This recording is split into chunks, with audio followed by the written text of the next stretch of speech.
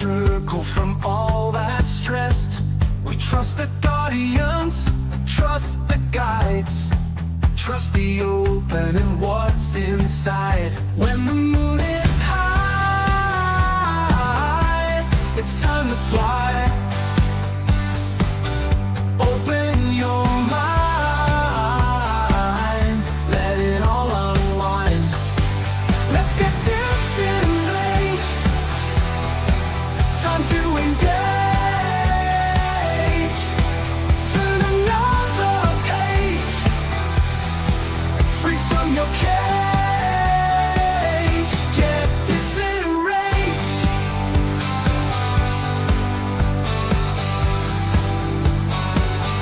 When you feel like you've had enough and the week was busy and tough, you need a break, you need some fun. You need to take time from the run. We'll blow your mind, we're just in time. Seek and ye shall find. Time to unwind, let's get disenraged. Time to engage. Turn another page, free from your cage. Get disenraged. Aliens, ghosts, spirits and shadows, spirituality, ultra reality, the Bible, the pagans, all the conspiracies, tarot, astrology, and alternate history. Open your heart to other possibilities and get disenraged.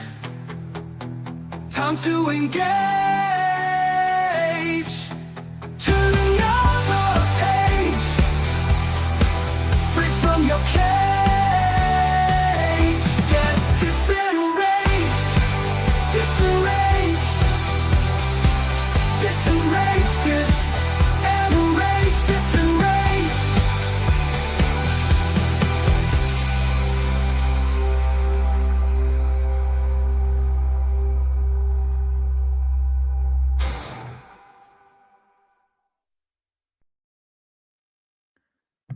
Hey guys, what's up? Welcome to DISENRAGE. Hey Jennifer, Hey, Karlyn. what's going on? Trying to adjust my volume now. Well, I was like trying to find something. We had to clear everything off of our shelves for the open house. So we threw crap in random boxes, the laundry basket, it's everywhere. yeah. And I can't find my normal stuff. Like I don't have my play putty that I like to play with and things like that. I can't find freaking anything. Oh no. I was looking for something and then I knocked something over and it was a little container that was open of little baby nails and little toppers for them like that you would tap into furniture when you assemble it. Everywhere. And I'm like, fuck the dogs. And so I'm trying to pick them up real fast. Aw, dang. Now I'm out of breath.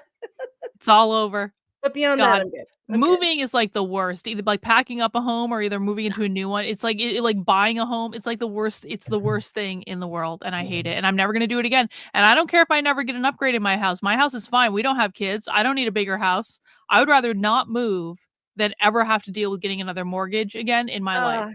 Yeah, we are gonna this time use movers for stuff because I'm not lifting boxes.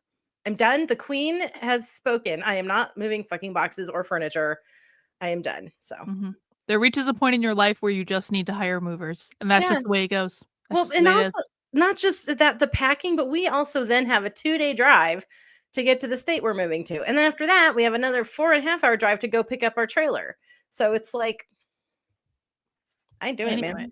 Yeah. Well, we might have some new people here. So do you want to we should probably explain what we're doing here because we are not going to be talking about politics. We're not going to be talking about news. Now, I might try to cajole Jennifer into allowing me to have a protest monitor Oh, I was warned about this. I do not like this idea at all. Why? You promised. Why? When I signed up for this a year ago, you promised no Jennifer, politics. It's not politics. It's Jennifer. You have to understand the Portland Ice Facility. This is a reality show. This is not politics. This is a reality TV show. There are all sorts of different characters involved. You've got two different teams. You've got the Antifa people and you've got the anti-Antifa people, like the Trump supporters and MAGA people. And then there's all sorts of characters. Like there's all sorts of live streamers. Like there's Katie Davis Court and Honey Badger Mom. And I've been watching some of Honey Badger Mom stuff. Yeah, she's awesome. Veli makes appearances. Veli is a total character in and of himself.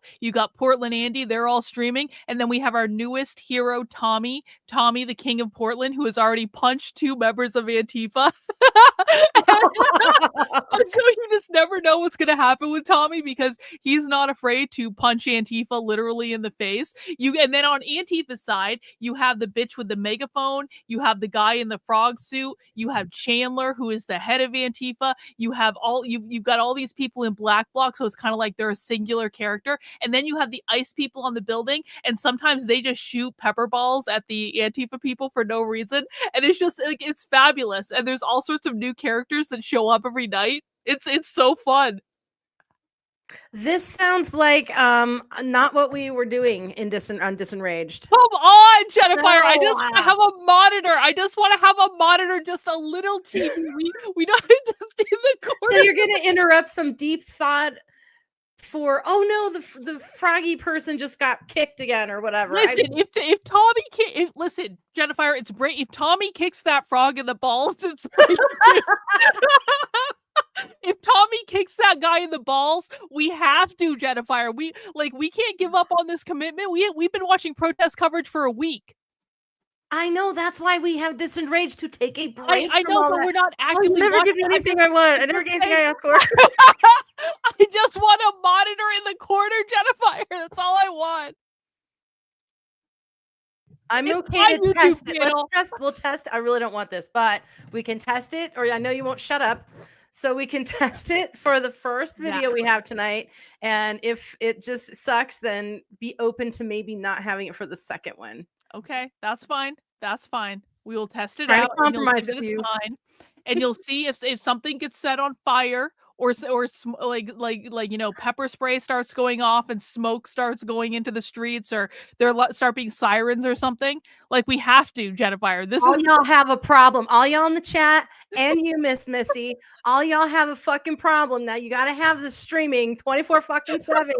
Oh my God. It's not 24/7, Jennifer. It's just at night, okay? It's just at night for 6 hours. It's just at night for every single night. Oh, you guys, you all need some therapy, okay? Some therapy and some weed. Maybe I mean, I've been doing that too. Like. Yeah, okay, good. Obviously. Okay, so we're gonna do MK Ultra mostly. I might have a little protest monitor going on just to see what's going on, but we are gonna be doing MK Ultra tonight. So yeah. That's fine. No, it's not MK Ultra. It's DARPA. Oh, DARPA. Whatever. I said it was more MK Ultra. I don't know, but the first one is about talking backwards, and the second one is about DARPA. Because I think all together is like an hour and a half. It's about mind fuckery. Yes, that's what our kind of running topic has been about, mind fuckery. Exactly. Okay. So we can do that then. We can do that. Okay. You're not gonna make me smaller though, right? Like I still get to. No, I'm not gonna make you smaller. It's gonna be fine. Everyone's gonna be the same size. Relax. I'm just seeing which protest coverage is the best one right now. Okay, let's I'll get the thing up. Sorry, it's been a weird day. It's been a weird day, Jennifer. It's been a weird week. I all of a sudden have 13,000 more followers than I had before. There are new people running around. Nice. I was on InfoWars. Yeah, I saw that happened. That was crazy. I think I dipped out because I didn't realize he brought you back.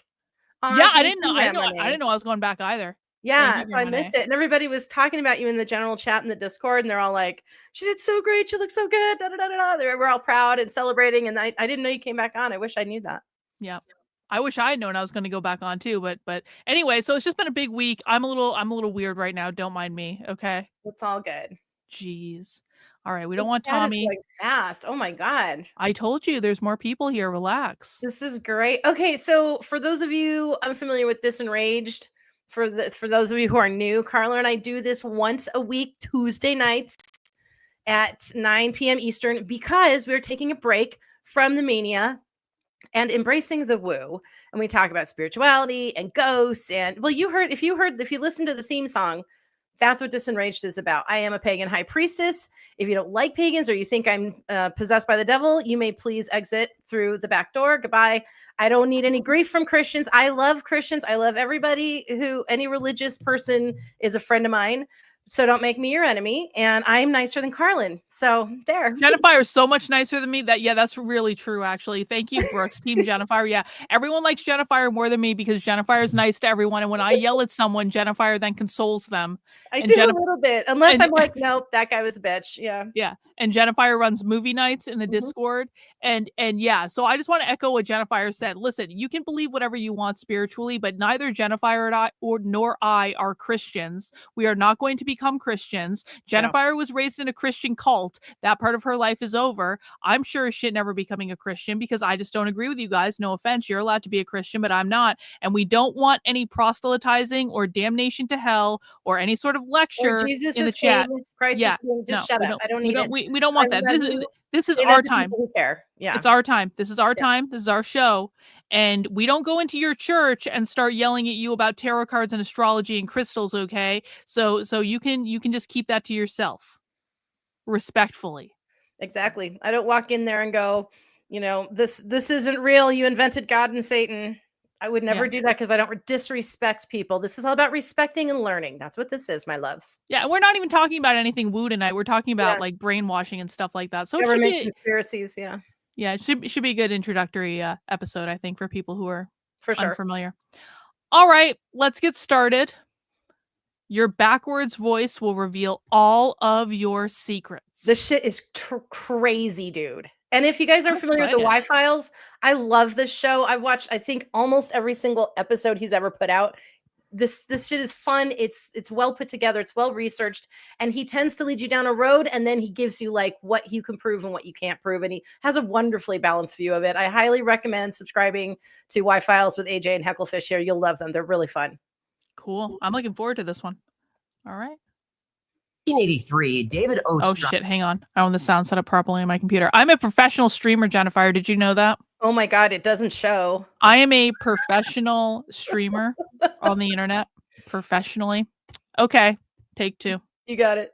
Dropped his Walkman into the toilet. Now, if you're under 40 years old, a Walkman was a portable cassette player. If you're under 30, a cassette was how we listened to music in the Stone Age. Anyway, after being dropped, David's tape player would only play tapes in reverse. Now, at first, he thought this was entertaining. There were lots of songs that contained hidden messages that you could only hear if you played them backward. But those messages were placed there intentionally. Soon, David discovered messages hidden in human speech that were not intentional. Messages that were put there by the speaker's subconscious. Now, it turns out we all do this. In fact, when we lie, our subconscious actually encodes the truth backward inside the lies that we tell. No now, this kidding. is really interesting because that means the truth about every conspiracy is right in front of your nose, if you know how to find it.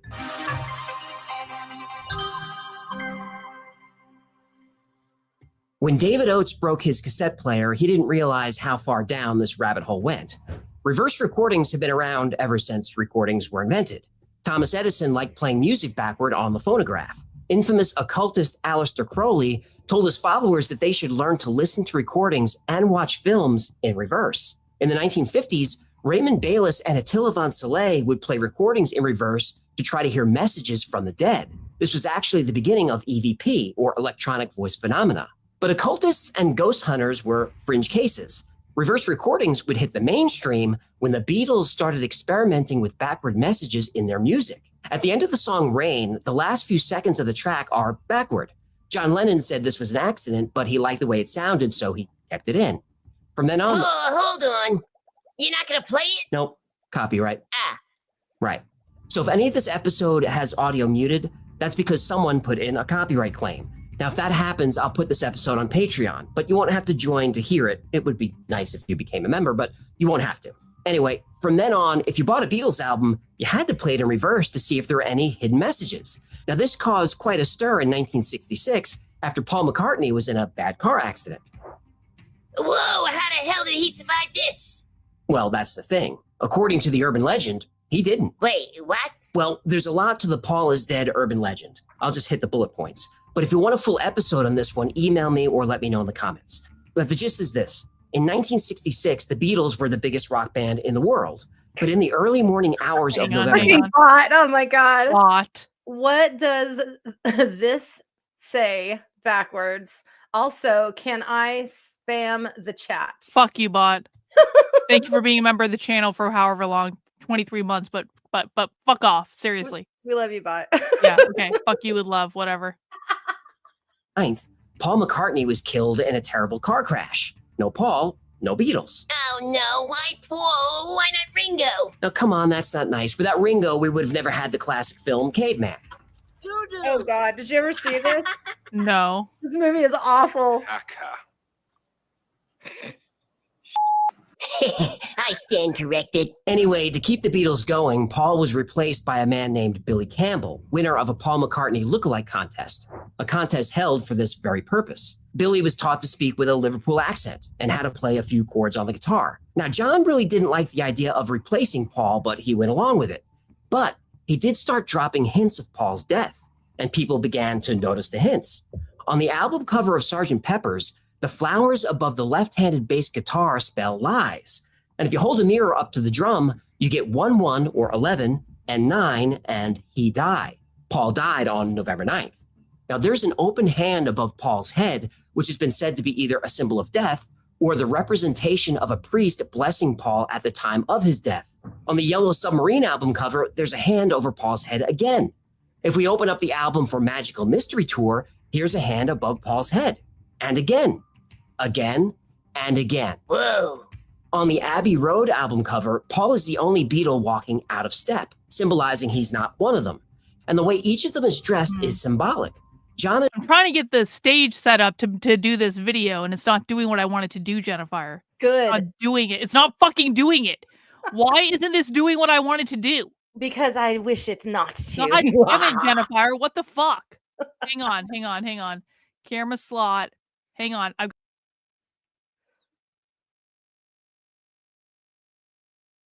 Boom. I got it. Can't keep you can't keep the stream down, Jennifer. This is gonna happen. Yeah. Meh. Hang on. I got it fixed. Okay. All right. I got it pretty much fixed. Okay, we're gonna keep going. I'm gonna keep futzing with it. is dressed like a minister, or some say like Jesus Christ. Ringo represents the pallbearer. Paul is the corpse, and George is dressed as the gravedigger. And Paul is the only man barefoot. Now, many people are buried without shoes. And in the background is a white Beetle with the license plate 28IF, meaning at the time this photo was taken, Paul would have been 28 if he was still alive. Okay, these are getting spooky. But the really creepy clues come from the music. At the end of Strawberry Fields Forever, you can hear John saying very faintly, "I buried Paul."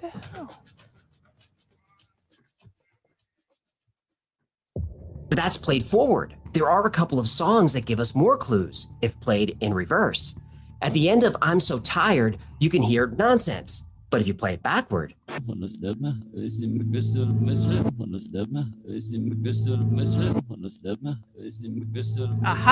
And at the beginning of Revolution number 9, if you play the beginning backward, Wow.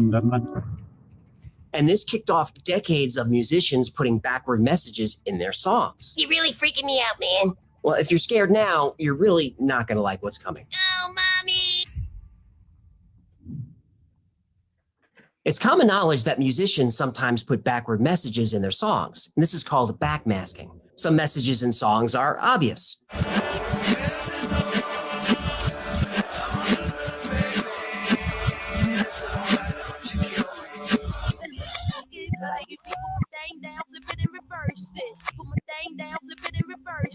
Some are not so obvious. Oh, that's the McDonald's Big Mac. That's creative. To all the baddies. And some are really clever.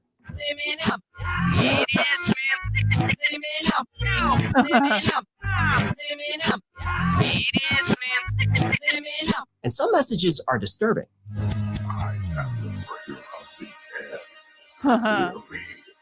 I am the beast. Ooh, that's fancy. Backwards it says, "Here's to my sweet Satan."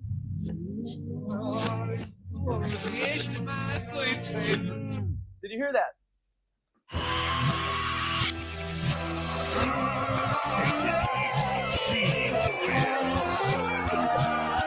I love Weird Al. Backwards, like the Zepp, whose power is Satan.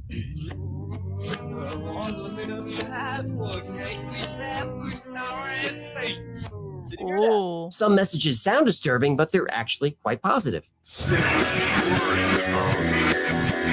Oh, your mother.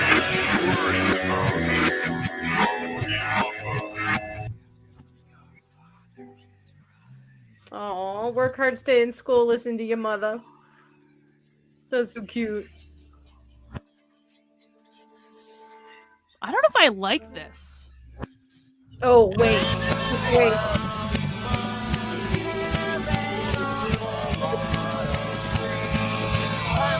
Yeah, real. Now, these phrases were all placed in music intentionally, but David Oates began listening to regular conversations in reverse. Then he thought he heard words, phrases, and sometimes entire sentences encoded backward in everyday speech. Now, these aren't placed there intentionally, but are placed there unintentionally by our subconscious. David first tested his theory on one of the most famous quotes of all time. It's one small step for man, one giant leap for mankind. Never let fall. Never let fall. Okay, that It's a bit on the can't be nose. possible. David Oates was stunned also. He started recording conversations whenever he could, and he found that everyone was inserting backward messages into their speech That's about every 30 seconds or so. crazy. David Oates says that What? human speech has two separate modes that serve different functions, but complement each other. One mode is spoken forward with the conscious mind. The other mode is backward speech, which is encoded by our subconscious. This mode contains emotions, inner thoughts, and our true intent. But as he continued his research, he learned something else, specifically when it comes to politicians and public figures. I can think of so many streams where people are talking about me that I want to play backwards now. I'm like making a list in my head of like all of the people who have ever wronged me publicly on the internet and just like going through their streams and just playing them all backwards to see what was really going on. I was actually thinking about that as I was watching this the first time. I'm like, oh my God, I bet Karlyn's gonna have some ideas. I'm like, let me embarrass literally every single person who has ever given me a hard time ever. Yep. Play James Lindsay backwards. He's gonna say Karlyn is right. Oh shit. If someone can find a clip of James Lindsay saying Karlyn is right backwards, I will pay you like $1,000, and I'm not even kidding. Metal. Years. When someone lies, they subconsciously encode the truth in their own speech. Now, this now becomes very interesting when you're listening to, say, senior members of the government discussing the moon landings or JFK. I've been telling you the moon landings are fake. Does the backwards talking thing finally prove it? Well, if you believe David Oates' theory about backward speech, it does. To speed up that day when all of God's children, black men and white men, Jews and Gentiles, Protestants and Catholics, will be able to join hands. The Lord is not believe. The Lord is not believe. And I want to thank also all the people on this campaign. Did not beat but all. Did not beat but all. Even an accent. It's still accent That's backwards. a good one. Now, when he first discovered Neil Armstrong's reverse speech saying man will spacewalk, David Oates was amazed, but he didn't think much more about it. He's not a moon landing conspiracy believer, but he got so many requests from people to dig deeper that he started analyzing as many people connected to the Apollo mission as he Oh, could hang on. find. I have The moon to landing is something in the fake, chat. isn't it? It's definitely fake. Oh, hang on. Is it fake? Go ahead. The goldfish, Hecklefish, is not Jewish. He's from New York. He's East Coast, so he's got the accent. That doesn't make him Jewish. He could be Jewish, though. How do you know AJ he's is not agnostic. Jewish? Yeah, AJ is agnostic as far as I understand it. That doesn't mean So the fish isn't Jewish. The fish is kind of an asshole. he is almost stepped right in that one. So close. You almost got me. Yeah. I'm just gonna walk away now. It's fake, right? Well, I don't know if we can say without a doubt the moon landing was fake, Definitely fake. but there does appear to be some information that was covered up. Here's Buzz Aldrin. Shut out the sun coming in some of the other windows into the spacecraft, so it's looking through Ooh. And Neil Armstrong. We took the opportunity to try to take some photographs of it, but our film was just not sufficiently fast to capture the event. However, this does show the brightest part of the solar corona. It extends several moon diameters. Our film, my fraud. Wow. Another from Buzz. This seemed to work, but without quite the same degree of control of your stability as you moved along. Buzz Aldrin again. We did find that mobility on the surface was, in general, a good bit better than perhaps we had anticipated it. They're now debut. That seems like a bit of a stretch. Yeah, I think so. Do you think the moon landing happened? Do I think the moon landing happened?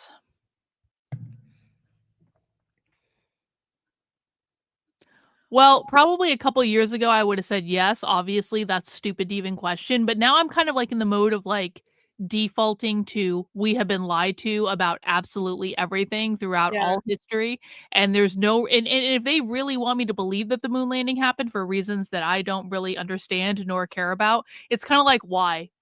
Like, I don't know. It's like, I think they went to the moon, but I think that they refilmed things here because he does a whole thing on it, and there's actually proof that, oh God, what was it? Was it Scorsese or I can't think of the guy? What somebody directed the stuff, and there's proof of that. And so I think they had to. I do think we went, but I think that there were shenanigans, and I think there were cover-ups, and I think that they had to refilm a few things, and I guess maybe the chat is right. I give the fish is Jewish. Fine, whatever. mm-hmm. The fish is gold, Jennifer. Obviously, the fish is Jewish. Come on. But I agree with the chat's going so fast. Somebody just said, "How do you circumcise a fish?" Very carefully.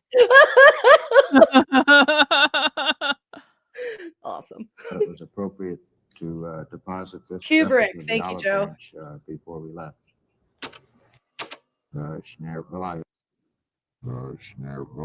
That lowers our altitude down to 50,000 feet. We had two guidance systems working for us, and they behaved perfectly. It lowers our altitude. But who's telling them to lie? Well, Michael Collins might have an answer. In general, just a series of slides, which in the interest of time, I'm not going to dwell on, but our masters are famous. So we know who the masters are. I'm assuming President Nixon also knew? Credit to the control center in this case. They were the people that really came through and helped us and said, continue, which is what we wanted to hear. There is X in there. All the people with Nixon knew. Neil Armstrong again. Turns out we were quite busy throughout the time period with the same sorts of things that the crews of past flights have done after their flight.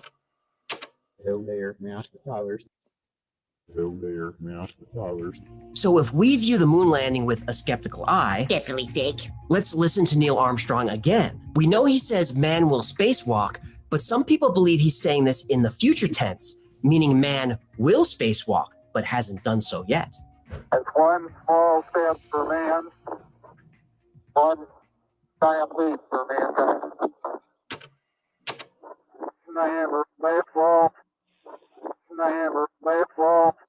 So I think it's I'll just leave it up to never you to spacewalk. decide. But before you make that decision, What was that?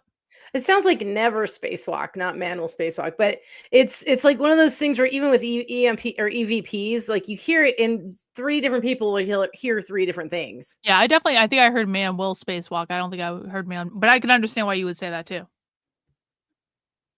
Check out David Oates' website, and he has plenty. Like, the bigger thing for me with all this is it's kind of like how much speech do you have to go through to get something that maybe kind of sounds like something?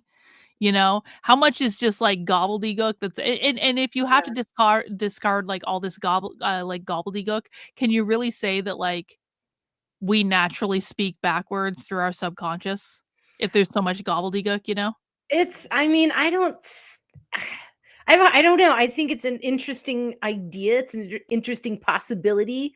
I could see that maybe brains are capable of that, but yeah, I mean, it's like what a hobby. And at some point, you're going to start hearing anything you want, and maybe you're looking for something, and then there it is, I heard it, and because you're looking for it. But who knows? I mean, honestly, if you ran it through a computer these days, you could have an algorithm pick it out and see, like they do with like Bible codes and stuff. But you know, who knows, man? It's just fascinating. The one that got me thinking about that this could actually be a real thing, though, is the one at the end when he talks about the babies. Okay. Of reversals that seem to confirm that the moon landing did happen. And look, I understand that to some people, reverse speech sounds like science fiction, or at least pseudoscience. And for some, it might be hard to take seriously. But there is one group that takes reverse speech very seriously. Who's that? The CIA.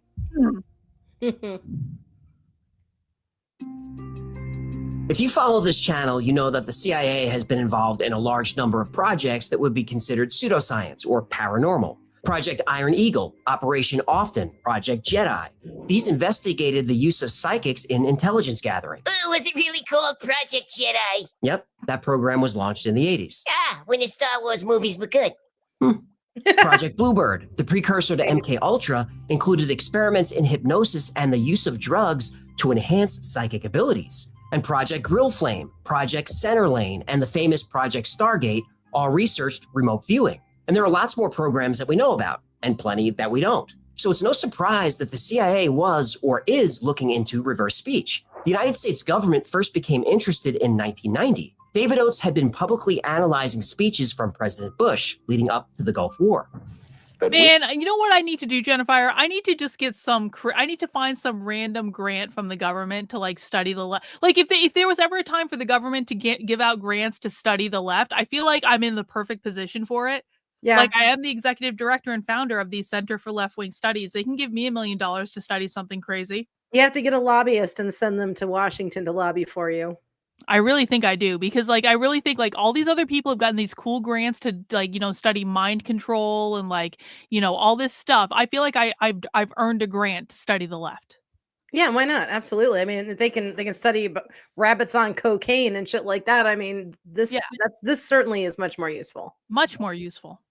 We must recognize that Iraq may not stop using force to advance its ambitions.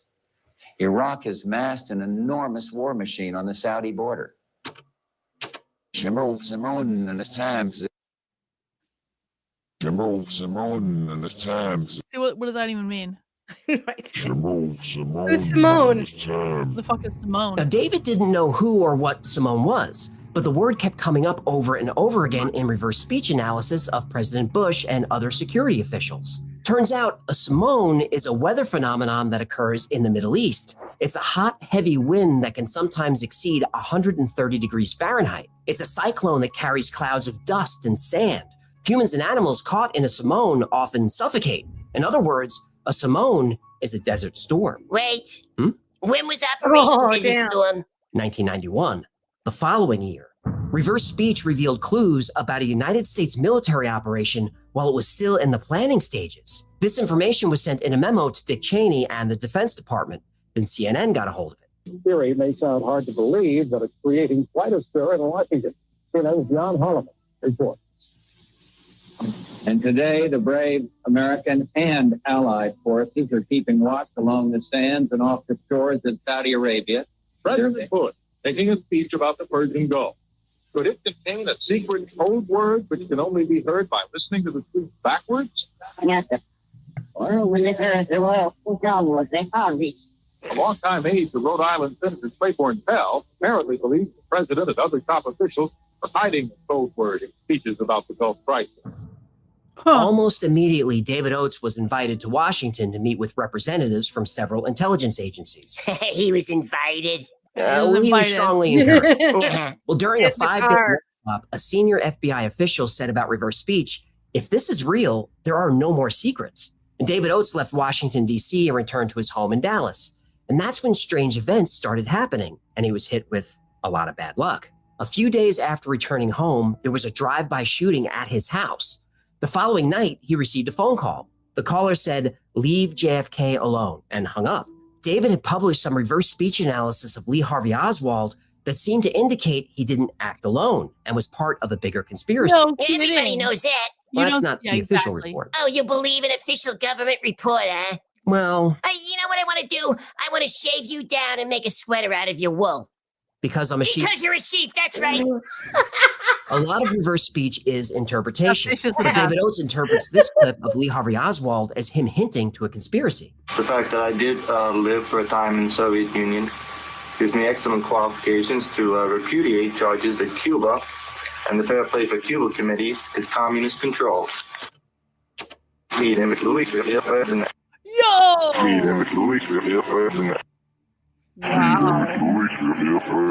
You know, and I Oswald think, also claims the conspiracy is being orchestrated by power. Go ahead. I think some of this also has to do with like our own personal speech tics. Yeah. Where we take breaths and pauses, where how we enunciate, maybe how many times we go things like that. I think it has something to do with that as well. I'm like totally down that this could be possible. I don't know. Some of it seems like a bit reaching to me, but then when they hit it, I'm kind of like, okay, that makes sense. But it's just like anytime someone's taking something and twisting it, I'm like, Yeah. It sounds like they're like again, they're looking for it so they find it. Yeah.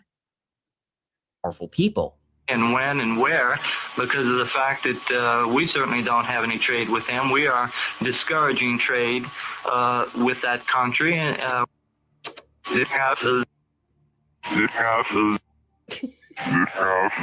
Exactly what people? Like, okay, Oswald yeah, gives us a maybe. clue. Well, I have studied Marxist Jews? philosophy, yes, sir, and also other Does he say the philosophers. Jews? I have. White House? Not Israel. Oh, wow. Sometimes your reverse speech isn't specifically connected to your forward speech, but when it is connected, this is called a congruent reversal. Right, these people have given me a hearing without legal representation or anything. You shoot the president? I didn't shoot anybody, no, sir. Why? I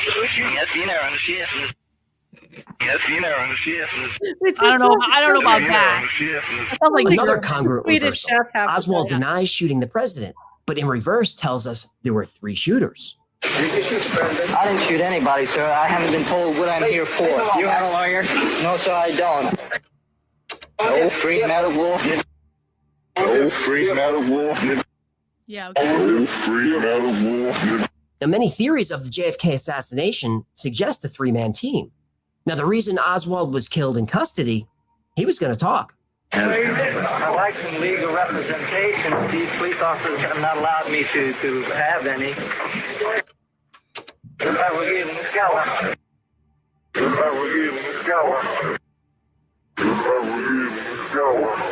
Here's an interesting comment by President Johnson. America's got to be united in this hour, and try to be in this hour. Uh-oh, we got a joke. We got a joke. Oh from no, Marcus here Poole. comes for Here it comes. What do you call a person who refuses to fart in public? A private tutor. Thanks, Murphy's Pool. Appreciate you. Thank you. Thank you. Tommy, you're hearing the Jews paid you. Yeah, I think that's what I heard too. I think that's right. Yep. Exactly.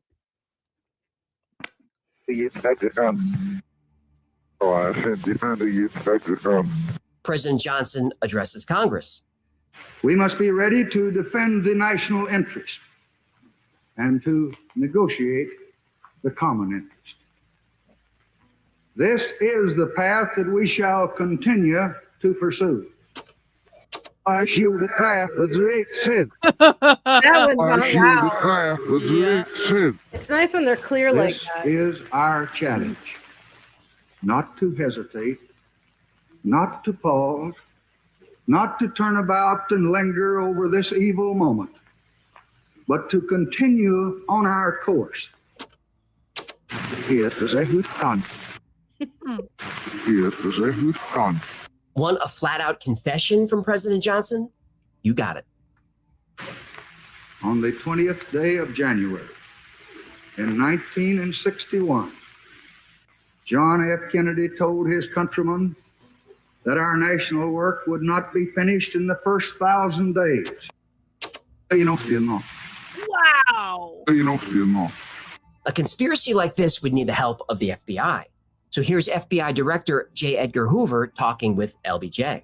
Usually the presidential car in the past has had steps on the back next to the bumpers, and they've usually been one on either side standing on those steps at the back bumper.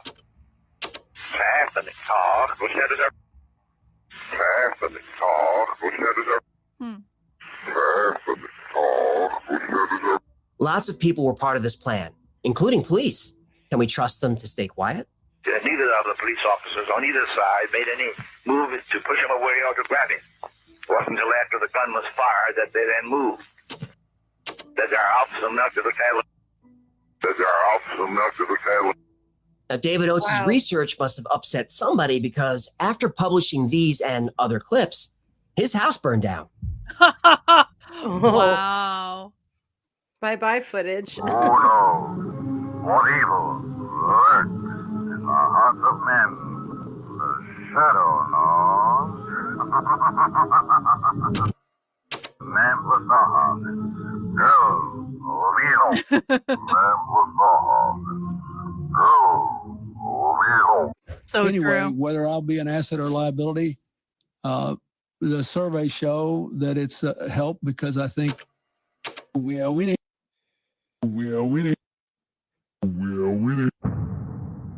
David Oates worked from home, so when his house burned down, a lot of his research was destroyed.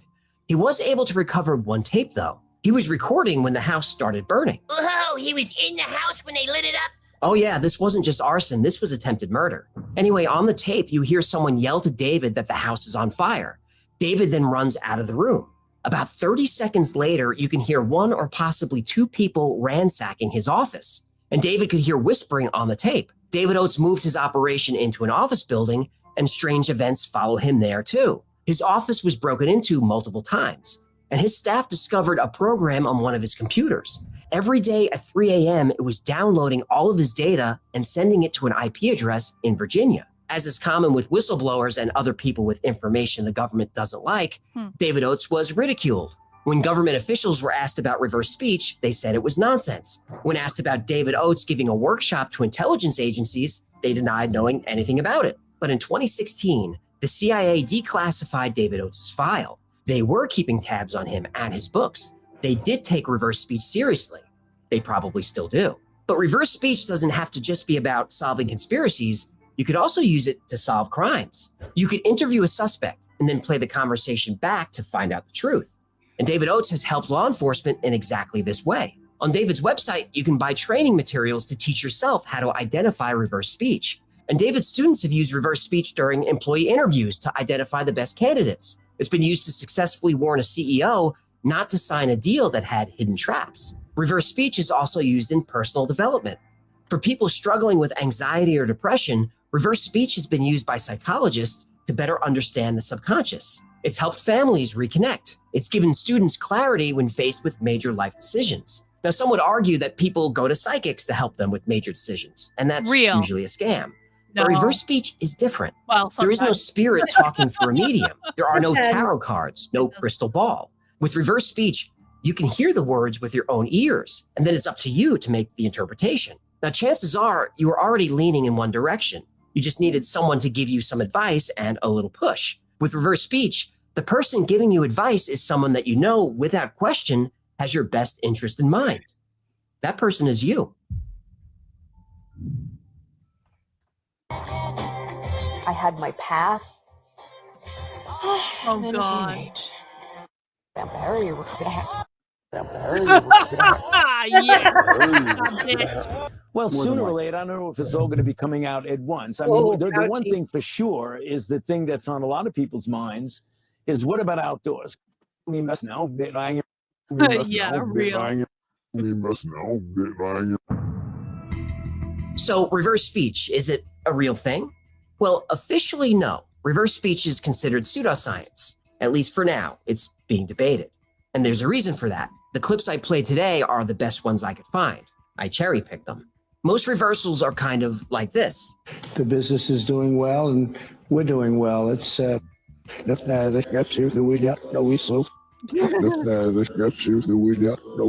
Exactly. What the hell are they talking about? Well, according to David Oates, most reversals are metaphors. So when we listen to this Neil Armstrong clip, the reverse is, wife, feel the vomit. Okay, your puss looks like it's clear and okay. Is she pregnant? The toes are about to come over the seal. Oh, yeah, feel the vomit.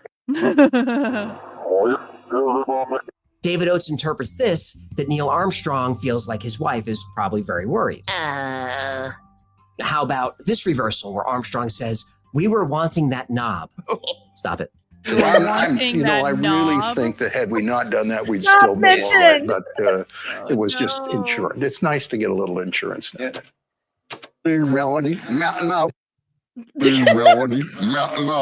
This was interpreted as something on the lander had been broken and they needed to fix it. But that's really just an interpretation of a metaphor, which will mean different things to different people. This is often what happens with so-called prophets like Nostradamus. Let's look at Century 3, Quatrain 34. Then the eclipse of the sun will then be. In broad daylight, the monster will be seen. Everyone will differ on the interpretation. Across unguarded, none will have foreseen it. For a long time, this was interpreted as the assassination of JFK. The eclipse of the sun is the darkening of Kennedy's presidency. The monster was Lee Harvey Oswald. And the 3 other shooters. Right. But then after the 9/11 attacks, people said the eclipse was the collapse of the Twin Towers, and the monster represents the terrorists. And I can understand either of these, but I'm an American. These are two very American-centric interpretations. I bet Asian cultures have different interpretations. Muslim cultures definitely do. What if you're Ukrainian? Couldn't the monster be Putin or the Russian army? And maybe the eclipse predicts the destruction of Kyiv or Ukraine losing the war. This is reflection and projection. People naturally interpret metaphors through the lens of their own culture, their own age group, and their own language.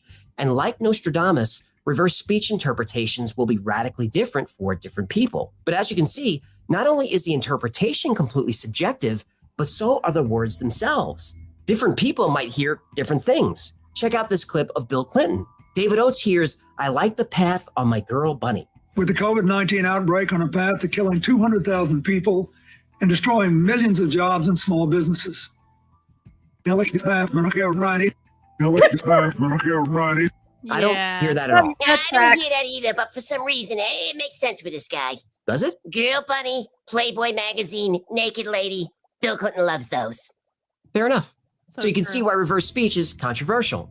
The human brain really doesn't like chaos and randomness. It likes order. This is why you see familiar shapes in clouds. Oh, like that time my grilled cheese sandwich looked like SpongeBob riding a broomstick while wearing a cowboy hat. That's oddly specific, but that's how it works. Your brain fills in as many details as it can. It's called pareidolia. And this can occur with sound too. It's called audio or auditory pareidolia. When you hear backward speech, it sounds really random. So your brain tries to make some sense of it. This could be why reverse speech is perceived as a string of metaphors. Because how else do we connect Bob Lazar with eloping? So, I mean, that was the first time I knew that this is really something different. What was it? But there are reversals of Lazar that do make some sense. And you got that job. Before that, you were working. Before that, I had worked at Los Alamos National Labs in New Mexico. You know, you can turn on an electromagnet and it makes a magnetic field. We can't make a gravitational field. You know, when I worked there, I was on the front page of the paper. So they were still able to archive, you know, bring that back from the archives. And, you know, Bob Lazar, a physicist working here at Los Alamos. So there was at least something there. This is a pharaoh. But again, is there real meaning here, or is our brain trying to help us out because some of these reversals do make sense in certain contexts? Honestly, it's hard to say. Now, skeptics will say there is zero to reverse speech, that the human brain just can't process language this way. Well, if you're one of those skeptics, I've got bad news for you. Uh-oh. The human brain is an amazing machine. It's fine. I wouldn't say amazing. It's amazing. High-end processors on a desktop computer run about 5 gigahertz, so it processes about 5 billion operations per second. That's a lot. But the human brain can process between 10 quadrillion and 100 quadrillion calculations per second. That's crazy. That means the human brain is between 2 million and 20 million times faster than a high-end computer. And look, maybe you can't multiply two numbers as fast as a calculator, but think of all the things your brain does in 1 second. It's controlling the movements of all your muscles. This is like what people don't understand about instinct. It's like your instinct comes from your brain processing a metric fuck ton more information than you can ever be consciously aware of and delivering you an answer and saying, go here, do this. This is bad, danger, something is wrong. It's like, it's just your brain processing all the information it has and saying, here you go. Yeah, well, that and of course the voices. Well, obviously the voices. It's monitoring your breathing, your heartbeat. It's controlling your internal temperature, regulating blood pressure and hormone levels. It's growing hair and nails, digesting food, and doing thousands of other internal operations. In that same second, your brain is processing Arguing with sensory someone from information, 10 years ago. sights, sounds. What's that? Arguing with someone from 10 years ago while also listening to an earworm song. Exactly. All Yeah. the stuff. Yep. Touch, smell, taste. It's connecting your senses with your emotions. Your brain is making new memories and deciding which ones to discard and which ones to file away. And it's retrieving memories to help you better adapt to your environment. And these are all calculations that your brain does automatically. But at the same time, all that is happening, your brain can learn to play an instrument, acquire a skill, learn a language, or learn to speak in reverse. So for skeptics to say the human brain can't process speech backward, I give you John Austin.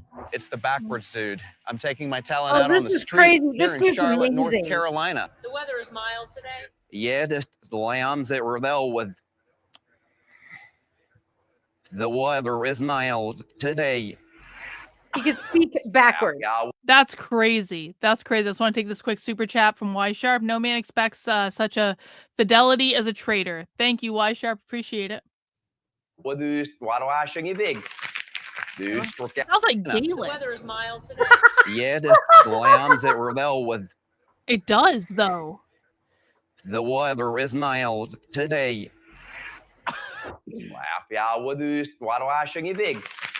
Dude, struck out with narcissist. This is Sean, the backwards dude, giving a shout out to the White House. Why does it sound like That guy is amazing. somebody I from the agree. Nordic Now check country this is out. talking? Yeah. Well, Well, yeah. I guess that as well. The accent when he's speaking, when he plays it backwards and he's speaking forward, the accent is like Nordic. It's great. Yes, nabito we no serve we fed na Zwania she revada read near zon there with flawed. Can you guess what he's singing? Let's play it in reverse. Rudolph the red-nosed reindeer had a very shiny nose. That's so weird. And if you ever saw it, you would even say it glows. So John can reverse speak in real time. That And is people are rightfully that's blown right. away by this. But all he's really doing is speaking another language. Rather than learn Spanish or French, John learned reverse speak. Maybe not as useful as Spanish, but still impressive. So encoding thoughts backward and forward speech, that is something that our brains can do. And according to David Oates, we learn this at an early age. Specifically, he claims we learn speaking backward before we learn speaking forward. Yeah. Here's the crazy Yeah. part, right?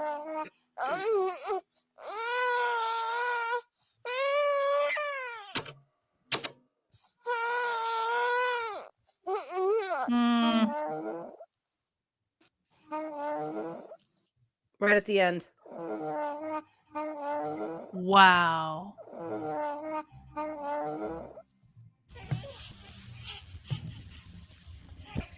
Reaching for a tape recorder.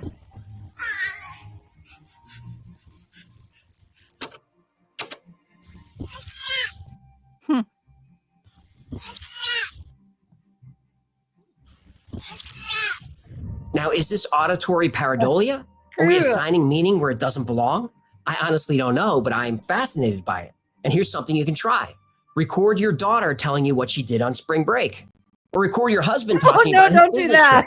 Then play don't those do that at all. conversations in reverse. Don't play that backwards. No. On the second thought, don't do that. Sometimes secrets are just better kept as secrets. Exactly. But not when it comes to our elected officials or anyone that has power over our lives. If just one person was able to use reverse speech to figure out what politicians are really saying, that would be like a superpower. But if an entire population can do it, person would be dead. that would probably lead to anarchy. So you'll have to make a choice. Dishonesty from your leaders and the status quo, or honesty and anarchy. I know what I choose. Until you are faced with anarchy, my friend. Thank you so much for hanging out with me today. My name is AJ. Cool, though. You know Hecklefish. Yeah, cheers. I don't know. I don't know if I'm convinced on the whole people talking backwards thing. I think it's more like cherry picking the ones that like, or you like matrixing where you just look for a pattern and you think, okay, this makes sense. There it is. There's the thing. Yeah. So exactly. Didn't you say you had something to show me? We forgot that in the beginning. Fuck, I totally forgot about this. Okay. So That's a good segue here. We're in the middle. So to take a break. So I apparently got mentioned on Tim Pool's show, but maybe not in the way that Tim was the most appreciative of. I'm just gonna say that. I can't imagine he'd appreciate it ever. Well, I mean, here's the thing. It's like whatever. Tim is the one who was an asshole to me. I was never anything but nice to Tim until he was an asshole to me, and he probably doesn't even remember why he was an asshole to me now. He probably doesn't but he knows he doesn't like me. I'll tell you that. But I'll just play the clip real quick. Here's what happened, Jennifer. Here's what happened. Sorry, I forgot about this. Literally. So not Ian. It's not because I haven't dangled my junk into the combat zone on purpose to get some camera footage, but that's the big part of what's the problem. Is that what you call reporting? Go under, if you're going to do it, go undercover. Otherwise you're wearing a hunk of meat in a lion's den. Nick Shirley, I love you. Take care of yourself, man. Karlyn Borysenko went undercover. Do stuff like that. Like if you want to expose this thing, don't pariah, please. But Ian, here's, and I agree with you to an extent.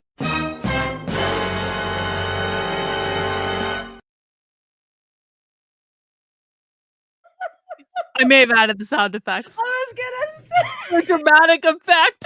I love it. I mean, come on, Tim, the look on Tim's face, and I'm sure Tim didn't actually care that Ian mentioned me. I actually don't think he cared probably at all. But just like the look, I was like, oh man, this is too perfect. This is the best. It's a good setup. Well, and I love that. So does Ian must kind of catch you occasionally because he knows what you do. Like, how else would he know if he doesn't watch you occasionally? I would have had no idea that he was even paying attention to me. It's so weird even to think about like anyone paying attention to me. Honestly. Aww. Because it's like I've been screaming into the void for years and years and years, and it's like, in some respects I did my best to stay away from all of that nonsense because I didn't want anything to do with it.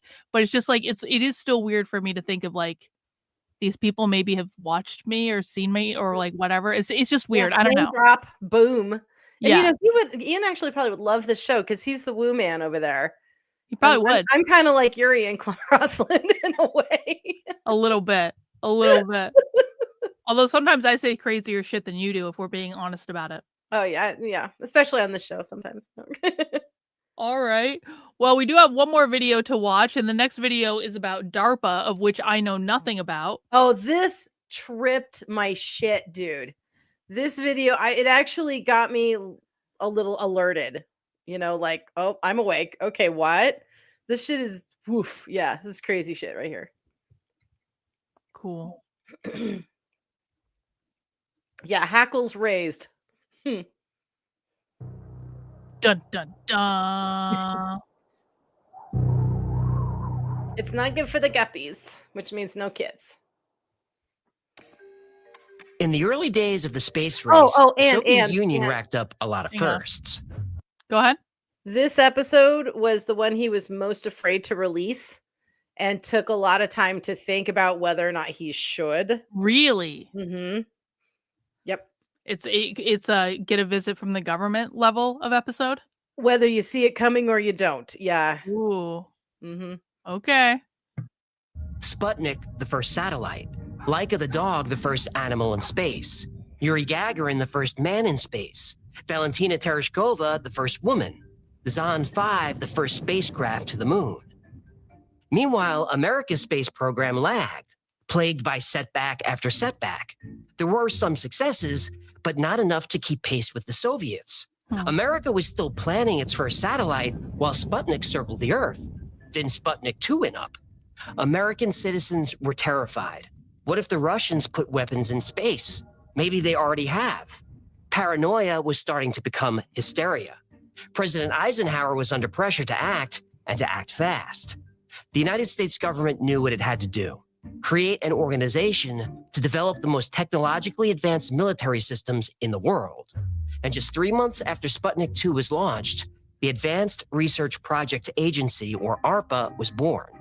Later, ARPA became DARPA. The D stands for defense. Because DARPA would be both a sword and a shield, creating offensive weapons and defensive systems.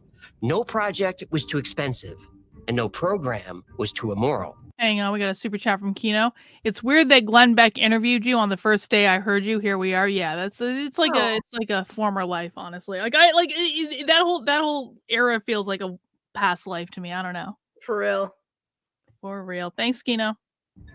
DARPA's secret research would cost many lives, but sacrifices had to be made for the sake of security. But after all these years, it's time to ask, who are they really protecting?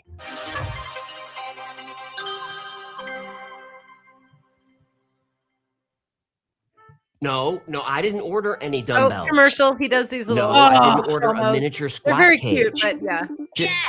Just put it. Jump ahead.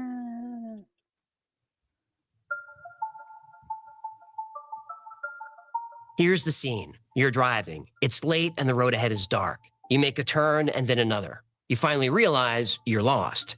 If this were the not too distant past, you'd pull over and grab your Thomas guide. Can I show you something real quick? Can I show you something? Is it okay? See, look what's going on in Portland right here with this tranny dressed up and wearing a crop top and like a weird hat. What and is the going on there? guy in the frog costume is in the background. See, this is the reality TV show. That is Portland. He's in the background, the frog. You can see him in the center now. There's the frog. Yep. Yep.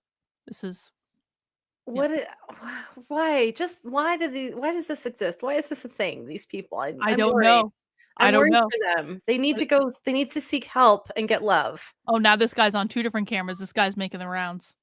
Oh my god. This whole Jennifer, you could write so many romantic, erotic fictions based off of the cast of characters. No. You could write a lover or something like that. No. It would be great. Mm-mm. We met at the ICE protest. Oh no. I could think of something else you can do with your helmet with the unicorn horn on it. No. I just wanted to show you that what you're missing with the Antifa protest coverage. I've been watching some of it. I did see the one that I think you were showing when the frog showed up, and I was like, wow, that's commitment. But again, hiding the face, hiding everything. They're totally incognito. I mean, they're living their best life. Frog and frog self. Yeah, exactly. Frog and frog self. Exactly. For you kids, that's a map. And if you didn't have a map, you'd try to find a gas station or 7-Eleven to ask for directions. Then your fate would be in the hands of the guy working the night shift. Who may or may not be a serial killer. Right. But now all the answers are in your pocket. You tell your phone the address and GPS guides the way. Some cars will even drive for you while you sit back, relax, and listen to your favorite podcast. Oh, the Y-Files is also a podcast. No plugs yet, please. We save those for the end. Sorry. I could sniff out a plug opportunity like a travel pig. The technology I described that got you to your destination, it was created by DARPA, all of it. And there's a lot more of DARPA in your pocket than you think. Your cell phone uses microprocessors designed by DARPA. They also created the batteries to power those microprocessors. Your phone uses wireless technology made possible by DARPA. The touchscreen and the microphone came from DARPA. Voice recognition and GPS come from DARPA. And of course, all this data transfer happens using the internet, which was created by DARPA. Excuse me, if I may. Is this going to be a highly predictable and hack joke about how Al Gore said he created the internet? I yield the rest of my time. Thank you. Mhm. Yes, DARPA created the internet. Well, technically, they were still ARPA then. Remember, the D was added in 1972. In the 1960s, researchers were trying to figure out a way to ensure reliable communications in case of a nuclear attack. Traditional telephone lines and radio transmitters would be the first to go. They came up with a radical idea: packet switching. Not all of us speak nerd. Some of us went to our prom instead of staying home to write code on our Apple II. Ahem. Well, packet switching is not as complicated as it sounds. Here's how it works. You want to send a message or file from New York to LA, but what if half the country's lines are down? So you break that message into small chunks called packets and send each one independently over the network. On the receiving end, the message waits for all the packets to arrive and then reassembles them back into the original message or file. That's so crazy. Each packet will independently try to find the most efficient route through the network at any given moment. The internet still works this way. Most people didn't use the internet until the late 1990s or early 2000s. Some nerds like me were using our phones to dial bulletin board systems in the late 1970s and early 80s. But this new network called ARPANET was conceived in 1966. Whoa. You were online all the way back then? When you were like 12 or 13 years old? Yep, I was even younger than that when I first got online. And you're proud of this? Well, yeah, shouldn't I be Did you even know girls existed? Yes, I knew they existed. Yeah, now I see. What? Girls didn't know you existed. I was a late bloomer. Boomer? Bloomer. What'd I say? Under DARPA's guidance, TCP/IP became the universal language for online computers. They also developed the concept of email and invented domain names. DARPA worked with UC Berkeley to create the BSD Unix operating system. BSD Unix heavily influenced the operating system you're using right now, no matter what OS it is. It started with DARPA. Now, these technologies may seem modern, but DARPA sent the first internet message in 1969. Now, this shouldn't be surprising. Can you imagine that? DARPA technology is said to be about 20 years ahead of And civilian we didn't get it until the 80s. like self-driving cars. DARPA built one in 1984. DARPA had GPS in 1973. Microprocessors, motion sensors, and wireless communication. DARPA had these Jennifer, decades do ago. you remember when you used to take a road trip and you had to have a fucking map and you didn't know where the fuck you were going? No, you had a map, usually a compass, and then you would have to, if you stop and ask directions all the fucking time. Yep. If you're unsure where you were, you would try and find the town. Where's the name? What town are we in? You like go into a gas station and go, what town are we in? You know, and they'd say, and they go, okay, here it is. All right, good. Now I know I got to go this way, or I have to look for that exit. Yeah. And it changed. If something changed and you didn't have an updated map, you're just, SOL. I remember I was at what was it? The Air and Space Museum in DC, and this was like 10 years ago or something. And I remember we came across a display where they actually had a road atlas on display at the Air and Space Museum, and I was like, "Oh no. Shit!" I was like, "Oh, the map is in the museum." Holy shit! Right next to an 8-track cassette player. Exactly. But eventually, these innovations became available to the rest of us. DARPA's technology has made our lives so much better, it's easy to forget that those innovations weren't originally meant to improve lives. They were meant to end them. Oh, you just reminded me of something. What's that? Well, you know how, because speaking of road trips, remember how like we didn't have seatbelts, and a lot of people, their parents smoked in the car, and then there was, we'd like pile in the back of the sedan and make faces at the people behind you, or you'd get in the truck and everybody just rode freestyle, like, in the back of the truck and shit. And my realtor was telling me a story about his son, and they keep changing the regulations for children's baby like car seats, and his son has to be in a car seat till he's 13 years old. What? That's what he said. I was like 13. He's like, yeah, until he's almost 14. And I was like, why? And he said, well, it's this new protective thing. I'm like, are you telling me a kid going to freaking junior high school will need to be in a car seat? He's like, yep. And I'm like, I can't even. I mean, that is the most retarded thing I've ever heard. And I hear a lot of retarded shit. I probably misheard him, but when I said it back, he affirmed it. So I actually want to look that up. But yeah, it is by way, Tassa. That's what I was, because I told him, I said, I thought it was like by weight, because I had a friend whose daughter was like 40 pounds, and that's what it was. You had to be 40 pounds and you didn't have to be in a car seat anymore. But they changed the law right when she reached 40 pounds to be 50 pounds. She had to be in a car seat till she was like almost like 7 years old or something. And it just crushed her. So it's hard as a kid because you don't want to be like unbuckled from your car seat in front of your friends at school and stuff. But yeah, I mean, it could be that the kid's just super skinny and they're projecting he won't reach the approved weight until he's 13. I don't know. So it's just sad. It's over-regulation. That's dumb. Yeah, it is.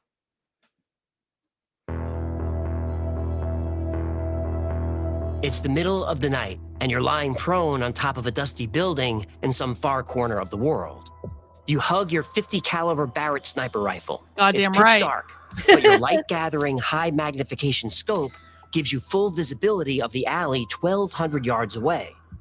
A door opens. It's your target. Right on schedule. You hold your breath and put your finger on the trigger. Suddenly, a van appears. Your target leaps in and speeds off. Years ago, he'd escaped. Mission failed. Not now. You fire, confident in DARPA's latest innovation, a self-guided bullet. What? With optical sensors and real-time guidance, it maneuvers mid-flight, locked onto its target.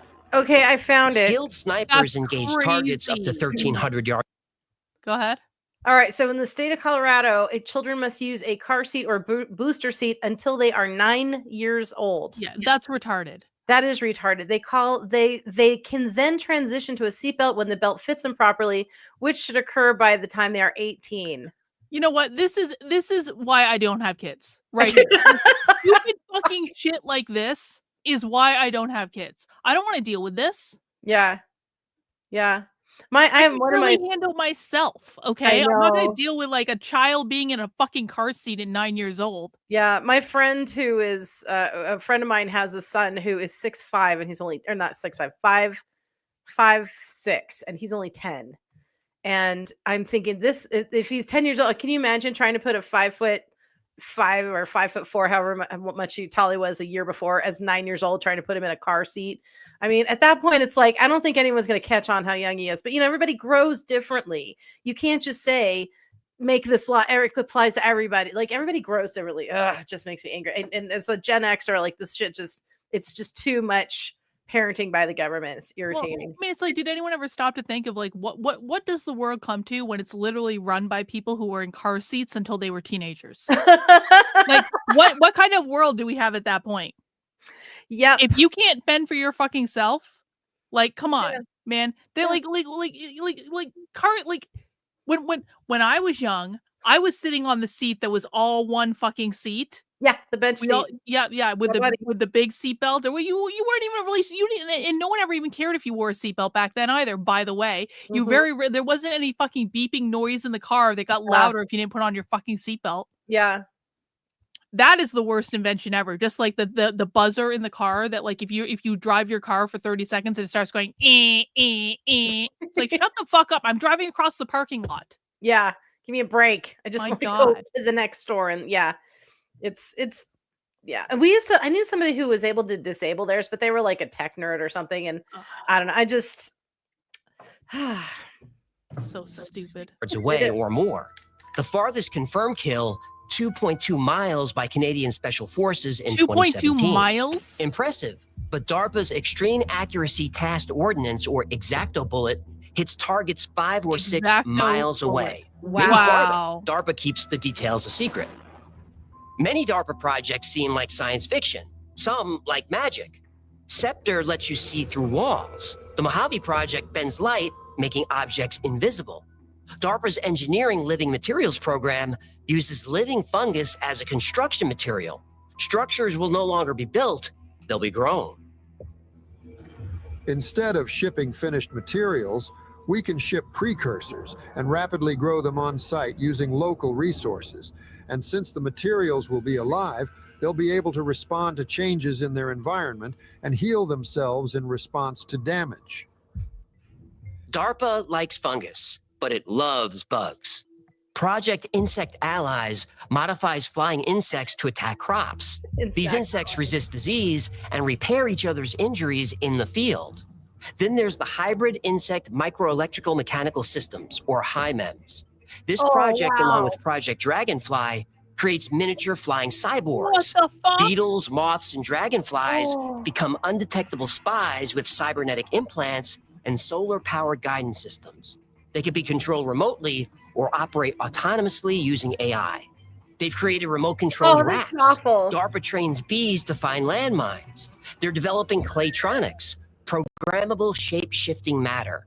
They're developing nuclear-powered spacecraft, autonomous vehicles, and weapons of all kinds. DARPA's technology is meant to keep people off the battlefield. Why risk a battalion of human soldiers when you can deploy a fleet of drones? But sometimes you need boots on the ground, and that means people with guns. But DARPA has a better idea. Don't give a soldier a weapon, turn him into one.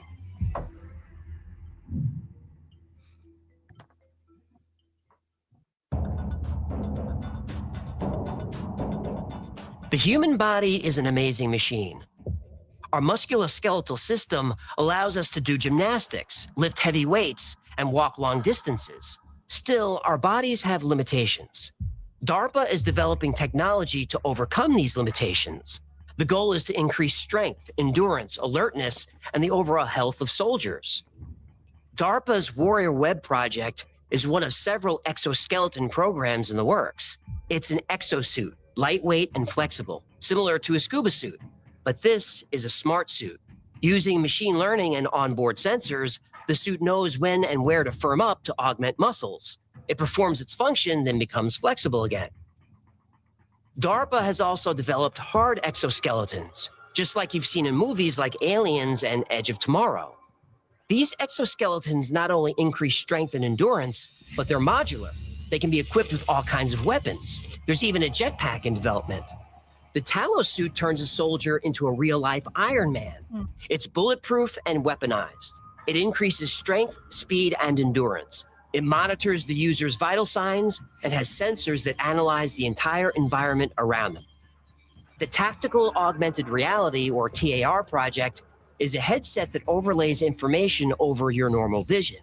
This gives soldiers real-time information like displaying maps, enemy locations, and other vital data. Go ahead. Can you imagine the tax money that's going to have to be raised to fund this kind of tech for thousands of soldiers? I mean, get ready, kids. Yikes. I mean, we're already paying for everyone else anyway. I mean, what's like really, it's kind of like, it's kind of like at this point, really, it doesn't matter. Not even money anymore. It's just ones and zeros now. But I mean, I think the whole like robots fighting robots thing only works if you're only firing at other robots. But sooner or later, you're gonna hit a target of humans in a city, and once they blow up your base, then I don't know. It's just dumb because they're just coming up with bigger ways to kill each other faster and more brutally. And I'm just gonna go live in the country. God, yeah, it's the best plan. Yeah, the frog seems to be holding a sign that says frogs together or something like that. Solidarity, brother. Solidarity with the frog. Right in their line of sight. Project Z-Man was inspired by geckos. DARPA is creating a material that would let soldiers climb walls without ropes or ladders. Now, everyone knows the Air Force gives their pilots amphetamines. I feel the need for speed. The need for speed. Yep. They literally take illegal narcotics to stay alert. But the Continuous Assisted Performance, or CAP program, is focused on keeping soldiers awake, alert, and effective for up to 7 days straight without side effects. Crazy. DARPA's Brain Initiative program connects soldiers' brains to computers. They can control drones and other systems with thought. 7 they can days. truly multitask, where one part of the brain is operating a drone, while the other part of the brain is analyzing the area. We're doing pretty good. We're just chilling out, watching some DARPA stuff. How are you doing? I want to try and say that. Chaka Paka Taco. Taco Paco Taco. That's fun. Looking for targets. In the early 2000s, DARPA started exploring ways of giving humans superhuman abilities without equipment. This is DARPA's Biorevolution program. They studied how animals attack, defend themselves, and regenerate from injuries. DARPA felt that if they could find those answers, these abilities could be transferred to humans. They could give soldiers improved senses, perfect eyesight, and limb regeneration without external devices.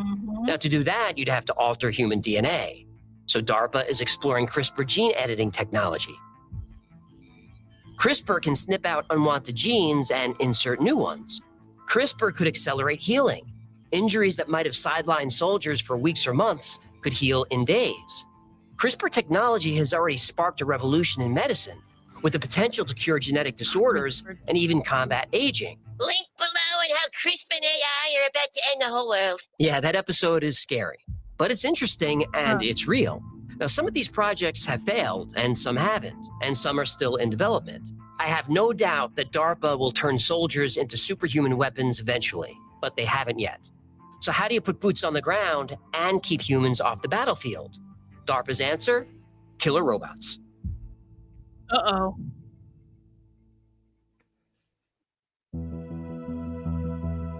DARPA started working on robotics in the 1960s. Its first project was Shaky, the first mobile robot to reason about its actions. Shaky wasn't sleek or fast, but it was a start. You know, I feel like if you name your project Shaky, you're kind of setting yourself up to fail. Well, since then, DARPA's robotics has come a long way. In the early 2000s, DARPA launched the Big Dog program. In partnership with Boston Dynamics, these four-legged robots can carry heavy loads and navigate difficult terrain. They can also be outfitted with weapons like sniper rifles or machine guns. The LS-3 can follow soldiers autonomously and carry up to 400 pounds of gear. Yeah, I don't like it, man. And then there's the Atlas robot. And now we're getting serious. Atlas was launched in 2013, and you've probably seen various versions of this robot over the years. Atlas could run, jump, and navigate obstacle courses. A couple of years ago, Atlas used AI to teach itself how to walk, and then run, and then do gymnastics. Yeah, you humans realize it's only a matter of time before these things take over and enslave you, right? True. Some of us realize it. Investigative journalist Annie Jacobson has covered DARPA for years. She says there's no doubt that the Pentagon is investing heavily in robotics.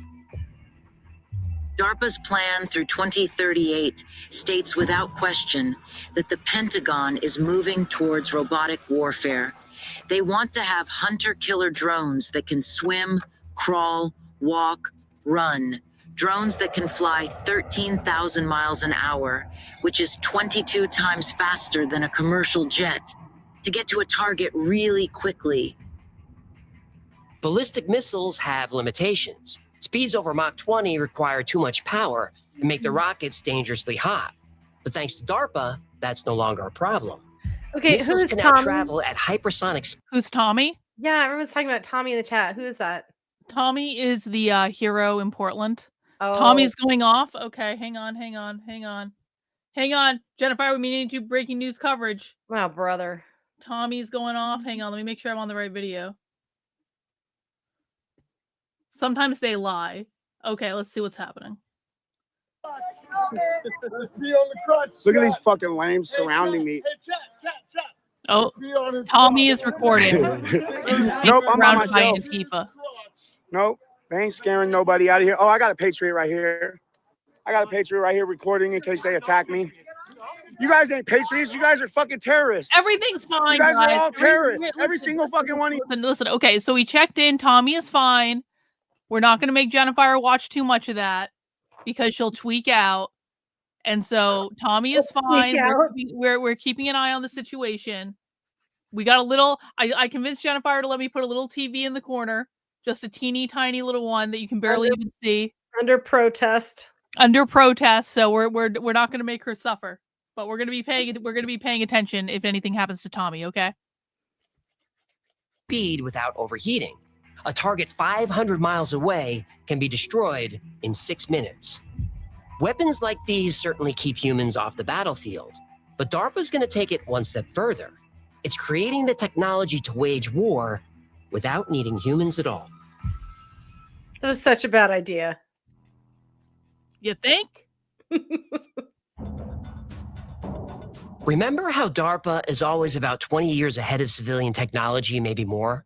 Well, as early as the 1960s, DARPA started developing computers that can learn independently. In the 1980s, DARPA launched the Strategic Computing Initiative, or SCI. The goal of SCI was to create military strategies by running simulations and learning from them. War games. War games. That's a movie we need to watch for a movie night. Yeah, but we got to watch the original one. Yeah, obviously. That is the original one. Yeah. War Games was originally going to be a science fiction story about a dying scientist who's saved by a kid genius. But then the writers met Peter Schwartz from the Stanford Research Institute, or SRI. Yeah, SRI, I know those guys. You do. SRI has been the launch pad for many secret government programs. I've talked about them a lot on this channel, and they've long been connected to the CIA, NSA, and DARPA. Well, Schwartz was fascinated by a new computer subculture called hackers. He suggested that they make a movie about a kid hacking a military supercomputer. Oh, yeah. What was it? It was called the Big Mac. No, Whopper. War Operation Plan Response. Oh, right. Big Mac. I'd still rather have a Big Mac. Me too. Well, the Whopper spends all its time thinking about World War III. 24 hours a day, 365 days a year, it plays an endless series of war games, using all available information on the state of the world. At the very same time that this movie came out, DARPA was working on its own military supercomputer. Here's how they described it. The machine envisioned by SC would run 10 billion instructions per second to see, hear, speak, and think like a human. The degree of integration required would rival that achieved by the human brain, the most complex instrument known to man. If you haven't caught on by now, we're talking about artificial intelligence. Today, AI is everywhere and accessible to everyone. And it feels like it came out of nowhere, but it didn't. It came out of DARPA. Duh. As of today, 70% of DARPA's projects use or are focused on AI and machine learning. DARPA started working on AI in the 1960s. They built their first AI system, a speech recognition computer, in the 1970s. In 1983, the Strategic Computing Initiative project received billions for AI research. Then in the 1990s, DARPA launched another supercomputing project. It was, and still is, highly secret. It's affecting you right now. And once I tell you what it is, you're not going to like it. Oh, good. Can't wait. Yeah. Now it's time to get this video demonetized and censored. Yeah. Great. Yeah, if I'm not on a list by now, I'm about to be. No, they're watching you, human. Yeah, I really don't want to talk about this. Honestly, I'm about to put everything that I have at risk. You're actually scaring me right now. I'm scared too. Mm-hmm. Here we go. I've seen this, but I don't remember a lot of it. I'm afraid. What's gonna happen? I don't know. I don't remember. Is it over? No. We're done? No. I had AOL. Welcome. Yeah, like the steam engine which sparked the Industrial Revolution of the late 1700s, the internet is changing everything it touches. And at the cutting edge of the revolution is Wall Street. So we are now 6 3/4 points above fair value. Follow the money. The early 1990s was the beginning of the tech boom. Internet startups were getting millions in investments. Do you remember like the Wild West of the internet? Like if you weren't around, if you were too young to remember like the late 90s and like the early 2000s, the fucking Wild West of the internet, where you were lucky if you had, like when I went to college and I had high-speed internet, I did not have high-speed internet at home. I had dial-up internet for years. I learned how to build websites on dial-up fucking internet. Yeah. And I went to college, it was like a whole new thing. And there was Napster, and Napster was the best because you could find any music for free. They hadn't figured out that shit out yet. Or you can find movies that people would like bring the movie, the cameras into the movie theater and set it up to film the movie, and then it would get pirated on the internet.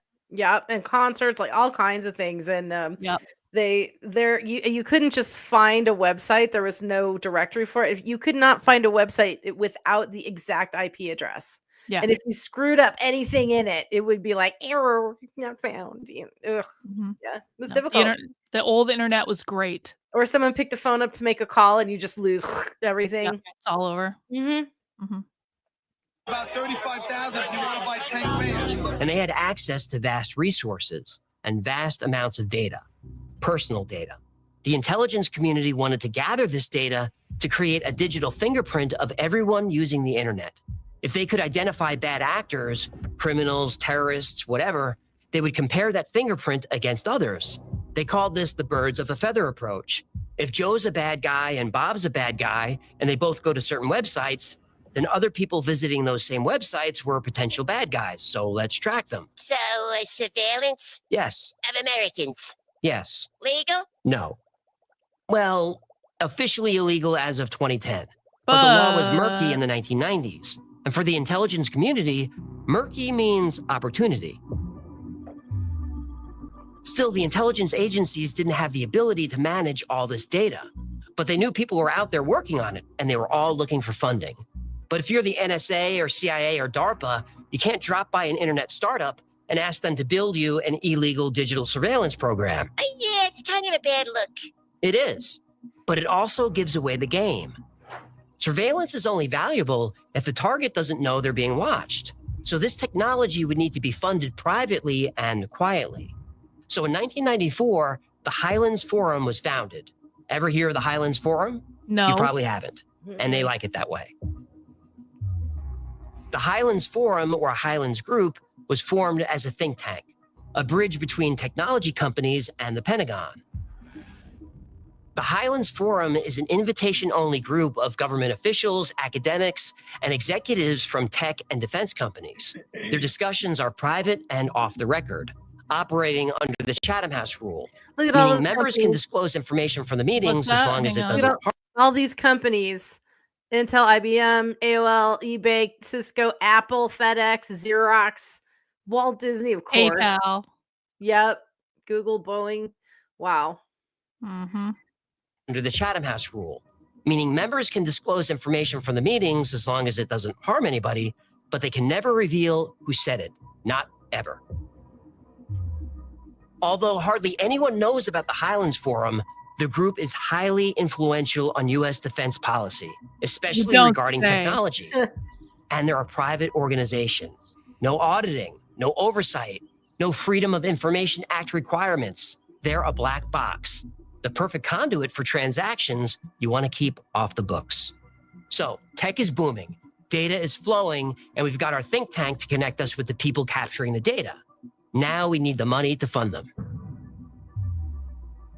That same year, the Massive Digital Data Systems, or MDDS program, was launched.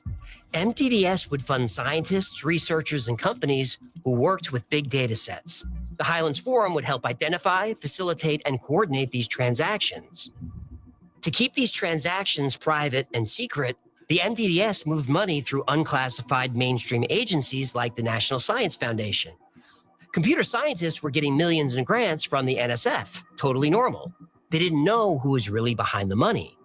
And MDDS was highly compartmentalized. It had tons of projects and departments. Nobody knew what anyone else was doing or who was even in charge. And this was by design. But the overall program was managed by the CIA, NSA, and DARPA. So we've got black budget money flowing through the NSF. And we've got our private organization, the Highlands Forum, looking for opportunities. So the word goes out to researchers in academia. If you can handle big data, we'll give you big money. Then a promising project emerged. 2 Stanford graduate students working on a search engine made a breakthrough. Every time you see the WF, I think it's like WTF. Fuck. Which could In the early 90s, searching the internet was difficult. Popular engines like Alta Vista and Lycos produced hit or miss results. Searching hiking gear would show pages mentioning hiking or gear, often irrelevant blog posts or articles. Users had to scroll through pages of useless results. It took forever, and I remember it well. 2 Stanford students developed a system that changed everything. Their automated web crawling system identified a web page's context, not just the text. Then pages were ranked based on relevance to specific queries. Pages actually discussing hiking gear would rank higher for that query. High traffic pages and pages with lots of incoming links ranked even higher. These were signals to the algorithm that a page was a good match for that query. Using this search engine felt like magic. Usually the first or second result was exactly what you were looking for. Somehow it knew. The system used an optimization technique called association rule mining, or query flocks. This assumes birds of a feather stick together, meaning people searching specific keywords tended to click the same result. Query flocks worked with people too. The search engine learned that people with similar online habits search for similar things. No kidding. If you searched hiking gear, the system assumed you liked outdoor activities and were probably within a certain age group. And the more you used the search engine, the more it learned about you. So your searches always gave you relevant results. Using information you willingly provided, these students had developed a method to create your digital fingerprint. Jackpot.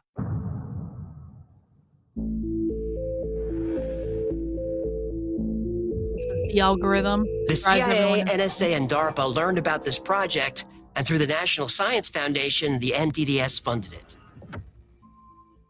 If you haven't guessed by now, those two students were Sergey Brin and Larry Page, and the search engine was Google. Do you know how they came up with that name? You won't find No NDDS idea. in Google's origin story, but this is public, unclassified information. It's just hard to find. In Brin and Page's famous 1998 research paper, The Anatomy of a Large-Scale Hypertextual Web Search Engine, they thanked DARPA for their support. You can see this for yourself. It's on page 16, section 7, under acknowledgements. Yo! Now, there's a lot more to this rabbit hole. The connection between intelligence agencies and technology companies is so... Hang on. I don't want to think about What? this. I don't want to Pop think about quiz. this. I don't want to think about this. I don't want. I know they're all evil. I know they're all fucking evil. I know. But I don't necessarily want this in my brain. Do you It's want to like, know it's like, how? I don't want to know what's in the hot dog. I just enjoy the hot dog. Leave the fucking hot dog alone, okay? The hot Flip dog an didn't hurt apple. anyone. I don't need to know what's in it. Do you want to know how Google got its name? No. Okay. How? It's a term, a mathematical term. Google. It's a 1 followed by 100 Oh. zeros. So it's like a Googleplex. If The you've ever heard of math thing. Googleplex, yeah. Got So it. it just like so it means like a lot of stuff, basically. So crafty. Okay. Go ahead. How do you make your living? YouTube, And who owns YouTube? Google. Google. Right. Bye-bye, channel. Now would be a good time to ask for Patreon support. I don't do plugs until the end of the episode. Make an exception. We're in the deep water now. He might be right. Truly and honestly. I won't know until it's too late. But telling you the story might have been a terrible mistake. So yes, please go to patreon.com/thewhyfiles. I don't know if we will, but we might need your help. Anyway, this video isn't about Google. It's about DARPA. Specifically, the dark side of DARPA. And it's about to get a whole lot darker.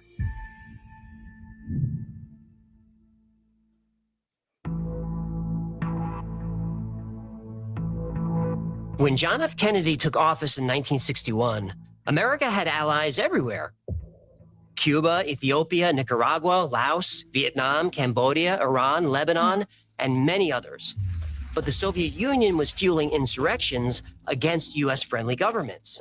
Kennedy promised to stop the spread of communism, but the Soviets were pouring billions into military technology, rocket and missile systems, even space exploration. JFK was committed to keeping pace. He wanted more resources in science and technology.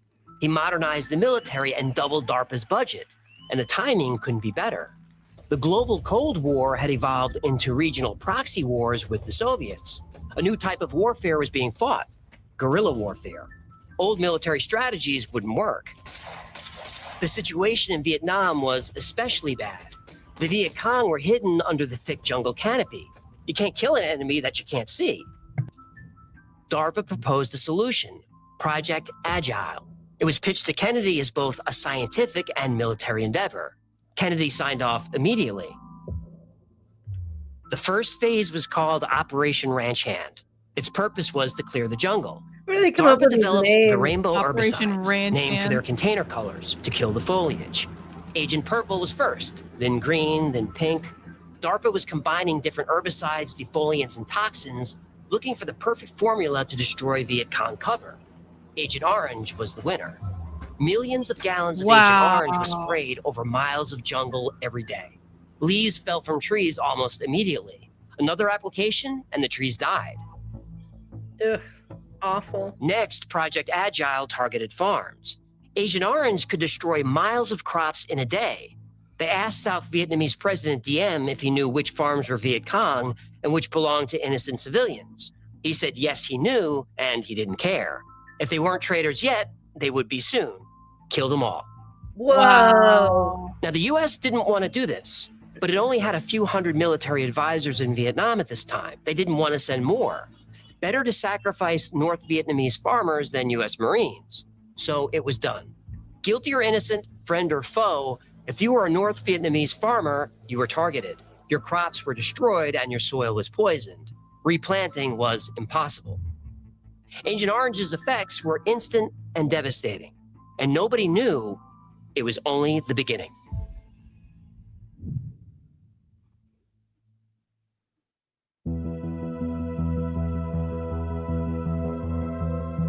As the Vietnam War escalated, so did the use of Agent Orange under DARPA's Project Agile. Project Agile used other tactics. DARPA contractors included social scientists and experts in human psychology. Propaganda spread through leaflets, loudspeakers, and media control. Subliminal technology kept people in heightened emotional states, from minor discomfort to absolute terror. Subliminal warfare, mind control link down the alley, Sally. Psychological warfare teams targeted villages, turning neighbor against neighbor. Civilians were forced into strategic hamlets for their safety. 4 million people were relocated against their will. Meanwhile, soldiers complained of headaches, nausea, stinging eyes, and rashes. Agent Orange did more than clear jungle and kill crops. It tortured people for life. Thousands exposed to Agent Orange developed cancer. Children were born with defects. Agent Orange caused reproductive problems like infertility and miscarriages. Heart disease and diabetes increased. Agent Orange was first used in 1962. In 1965, scientists discovered it contained dioxin, a highly toxic compound that causes cancer and birth defects. They kept using it.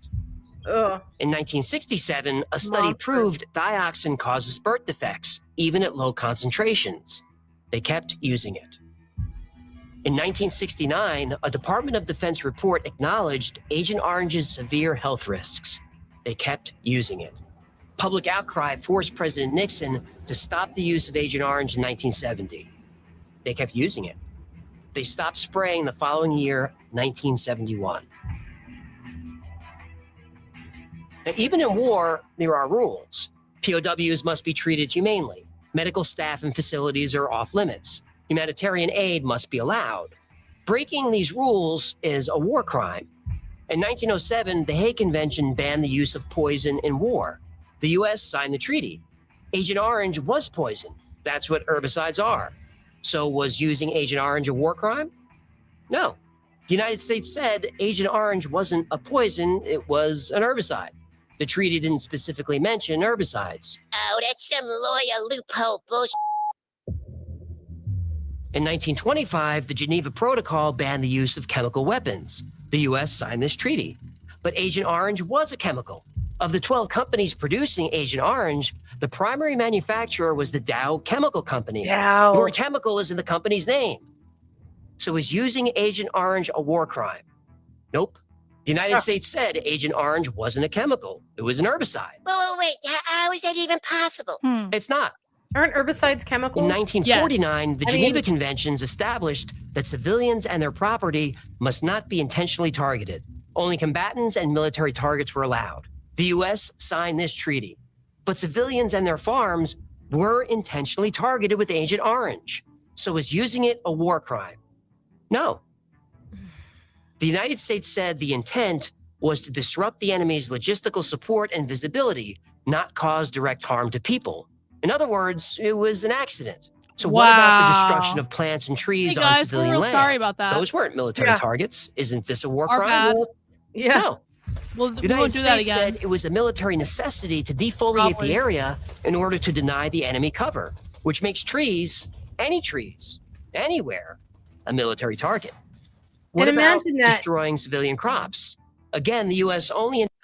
That chemical not only was in the air and on all the foliage, it went onto the animals and the people, of course, as he was talking about birth defects and stuff, but then it goes into the soil.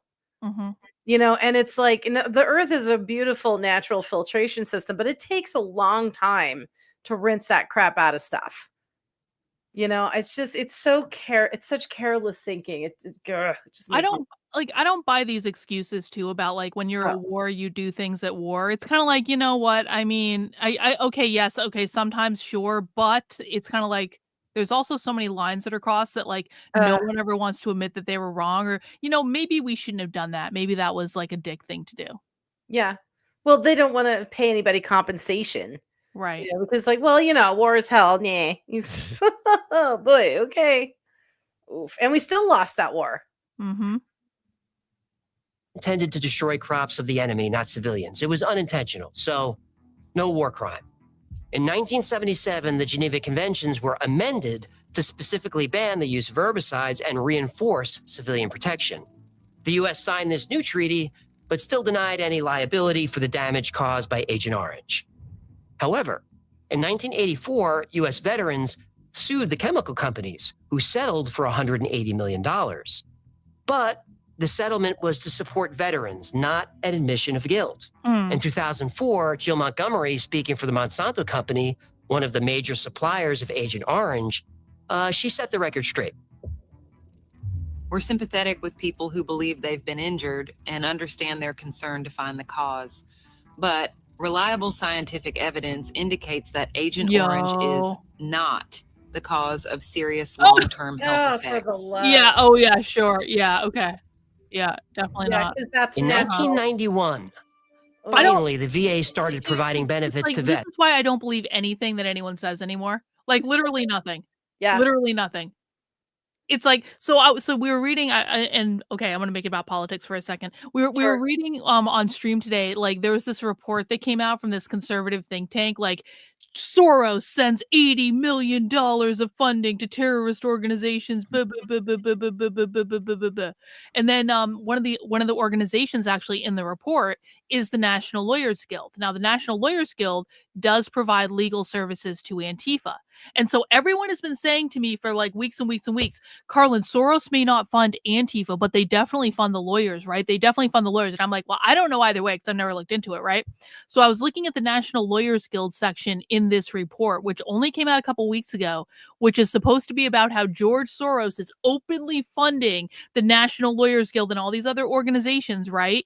So I read the section about the National Lawyers Guild. It didn't mention George Soros. It didn't mention the Open Society Foundation. It basically said, if you actually read it, someone who worked part-time as a coordinator at the National Lawyers Guild once had a contact in another organization that was connected to George Soros. And I'm like, you fucking assholes. Like, honest to God. A friend of a friend of a friend. Yeah. Yeah, it's like you're telling me that there is so much proof of this that you splash it all over the media. You lie to fucking everyone about this till every conservative is like brainwashed into thinking that everything is Soros. And then you actually have a chance to put this in a report. And the best connection you can make is a low-level part-time coordinator who once worked with the National Lawyers Guild was friends with another leftist at another lefty organization that maybe Soros funded through 3 other organizations. You're going to tell me that's a connection? Please. Yeah. I think a lot of it too is just like willful ignorance. Like they just assume he's attached to it, so they keep saying it. And it's so irresponsible. And the right does it, the left, everybody does it. Yeah. Nobody knows the truth. Everybody's confused. I mean, and that's, I think, exactly where they want us. Yeah. Everyone lies. Don't believe a thing anyone says. Just look at the evidence. Do not assume anything, even if you've heard it from 15 different. Yeah, Soros totally funds them. Oh, does he really? Yeah. Oh, does he? Do you have evidence? If anybody wants to know, there's a website called followthemoney.com. And it will show you the tracers from organizations and companies and who pays for what. And I think it also goes into legislation and stuff too. But it's fascinating. I don't really understand it, but it's It just shows you that it's a web. It is a vile web, and only like 3 major companies control all of it. Yeah. Look, Jennifer, they're dancing in the streets while wearing masks. Oh, who's it? I think Nick sent me a picture of the Antifa witch. Oh yeah, she was hanging around the other day. She was throwing marbles at people. She was at the top of the hill throwing marbles, and marbles just started rolling down the hill, and everyone's like, "Where the fuck were these marbles coming from?" She was sitting at the top of the hill throwing marbles. Were they cursed marbles? I don't fucking know. Were they evil marbles? I didn't ask her. Oh, look at this! Oh, look at this! Look at this! Oh, he's special. How can you not love this? There's a guy wearing ears on a hat. Oh, I think is that a pussy hat? A pussy yeah, it's a pink pussy hat. Yeah, it's a guy wearing a pink pussy hat. Yeah. Oh, they look so joyful and help. You know what's interesting is I've heard like there's people in that they're like, do not be violent, do not destroy property. The world is watching us. And I'm like, oh, finally you're trying to act responsible. No, they haven't been acting responsible at all. No, well, there's a few. I'm loving watching the arrests that take place when it's like, do not cross this blue line. And one guy spat on it, like 3 cops are like, woof. Yeah, that's awesome. That's the best. All right, back to our show. Oh, it looks like such a good Mardi Gras. It's exposed to Agent Orange, but the U.S. still denies liability. My father-in-law served in Vietnam. He was exposed to Agent Orange. He's watching, so I won't list his illnesses, but he suffered almost all of them. So in 1991, he applied for his benefits. And I'll admit, the government kept its word. He did receive his benefits. In 2021, it took 30. Wow. Like so many vets, when his country needed him, he didn't hesitate. But when he needed his country, they said, take a number, get in line, and hope you're still alive by the time we call your name. Wow. And angry? That's because I am.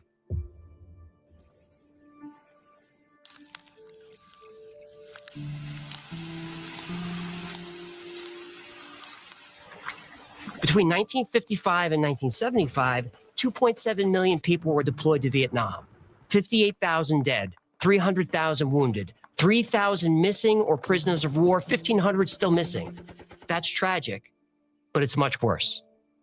The VA estimates 300,000 to 400,000 veterans may have died from illnesses caused by the exposure to Agent Orange. Mm-hmm. May have. To this day, no single person, agency, company, or government has admitted any wrongdoing or assumed any liability for the millions of lives destroyed by Agent Orange. Mm-hmm. Now, ordinary people like us have so many rules we have to follow. Don't speed. Check grandma's shoes before she gets on a plane. Pay your taxes even though we're going to steal it and waste your money. Pick up a gun. Shoot at those people. Do what you're told. If we break a law, the government will take our money, seize our property, force us into labor, or lock us in a cell. It all depends on the crime. True. So we follow the law. But if you're a big chemical company or a government agency, don't worry about the law. You can get away with murder. This is why I don't use weed killer and any of that stuff. None of it. It's all natural, or I pull it out by my own bare hands. I don't mess with this chemical shit. I needed a minute. Oh. The story of DARPA is hard to debunk, and that's because most of it's true. What we know about DARPA's projects come from them. Their websites and official YouTube channel openly share information. They have a podcast called Voices of DARPA. Even the experts in covering DARPA, Annie Jacobson and Sharon Weinberger, get their information from the agency they're writing about. When Jacobson gives a speech, writes a book, or appears in an interview about DARPA, she's not sharing classified information. She's not speculating, she's reporting. She never claims to know anything that we can't find out for ourselves. But still, most information is secret. What we know about DARPA is what they want us to know. There's no transparency, none. Also, DARPA is exempt from laws that other government agencies have to follow, specifically about hiring practices, managing personnel, and managing budgets. They can run the agency however they like. DARPA is only 220 people, that's it, with a budget of almost $4 billion. Now, that's a lot of freedom and power, but it's much more than that. DARPA is allowed to fund projects through what's called other transactions. No congressional approval needed. No reporting required. Choose the projects you want to fund and fund them. No So who's accountability. choosing the projects? Annie Jacobson gives us an unsettling answer. The real problem is that the individuals who are responsible for deciding what weapon systems are being financed and created in these classified DARPA programs are the very CEOs of defense contractors who stand to financially benefit from these contracts. Annie Jacobson has said that DARPA is the agency driving the military-industrial complex. That agency is run by the companies that profit from the technology they create. This is exactly what President Eisenhower said would happen. If you make war profitable, you'll always have war. Yup. But to be fair, DARPA's innovations have made our lives better. Not just because of cell phones and GPS, DARPA's achievements in prosthetics have allowed paralyzed children to walk again. You know, that They've kind of created thing is medical good. techniques I to like it. diagnose illnesses Yeah. earlier. They've bioengineered tissue and organs that can be used for transplants. They've developed machines that can stabilize injured people in emergency situations. Advanced medical imaging, such as ultrasound, MRI, and brain imaging, all created by or alongside DARPA. Now, does the good outweigh the bad? Do DARPA's contributions offset the damage they've done? I don't know. That's not for me to judge. But this story reminds me of the courtroom scene in A Few Good Men. You can't handle the truth. Right. When the colonel says, my existence, while grotesque and incomprehensible to you, saves lives. You don't want the truth because deep down in places you don't talk about at parties. You want me on that wall. You need me on that wall. Right. So is DARPA a necessary evil? It's a Is great evil movie. even the right word? That is. I don't know. When DARPA was formed in 1958, its mission was to make sure the United States was never again surprised by advanced technology. And for 66 years, DARPA has succeeded in its mission. The U.S. has never been surprised by technology. Except for the UFOs. Okay, the U.S. has never been surprised by another country's technology. Better.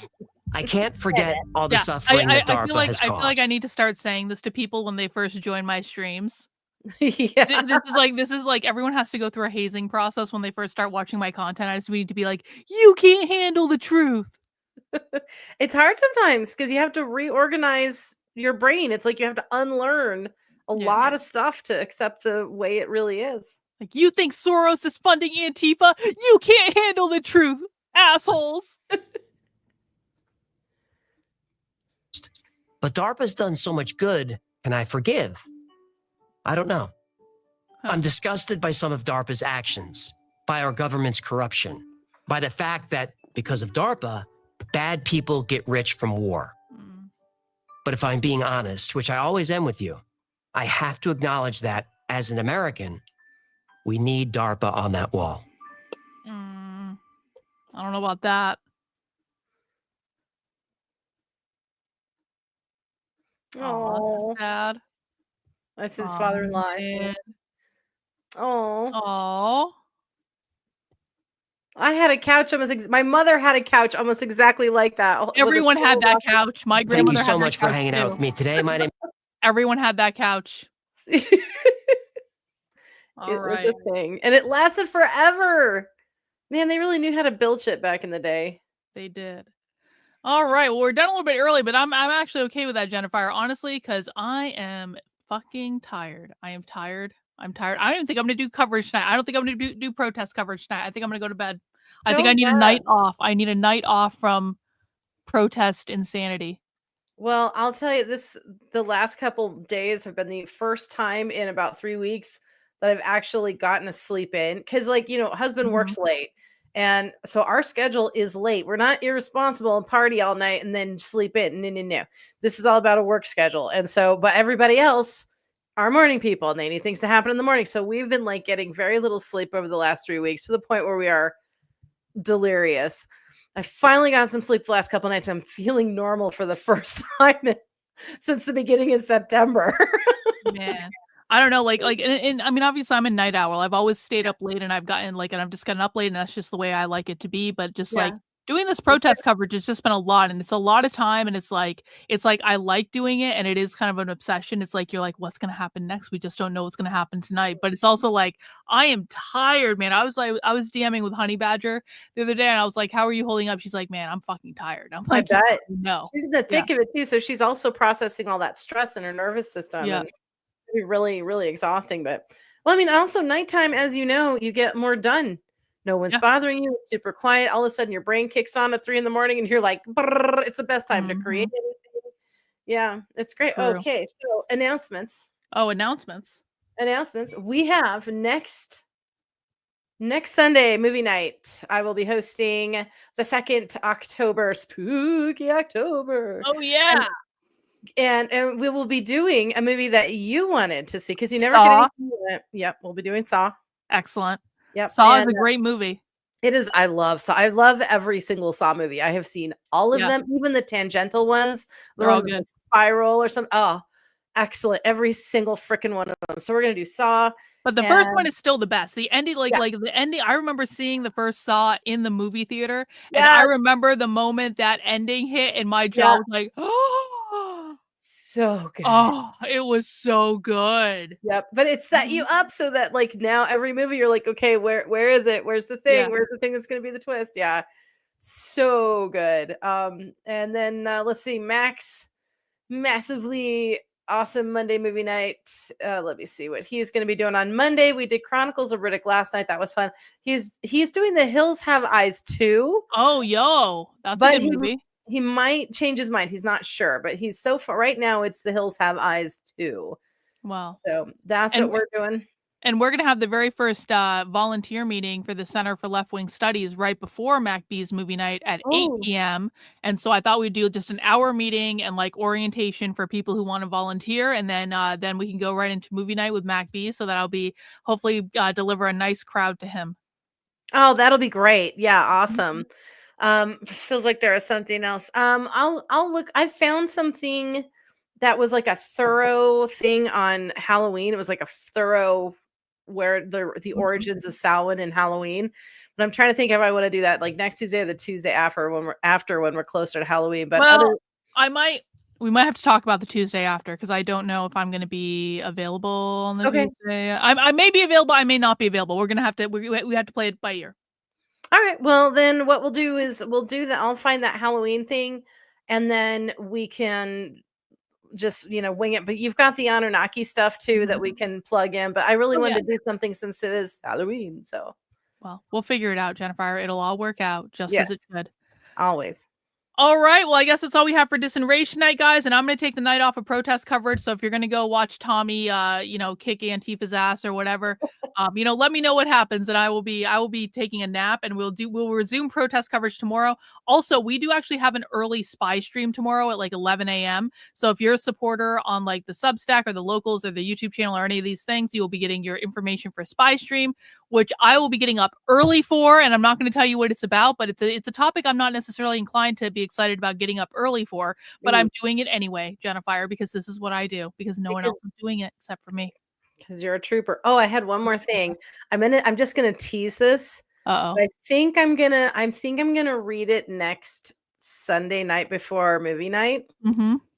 So our friend John Morgan. Yes. Did you write a fan fiction? We wrote another fan fiction, and I read it because I have a writing Discord, I read it there, and I was howling. It is his best work yet. Oh no. So good.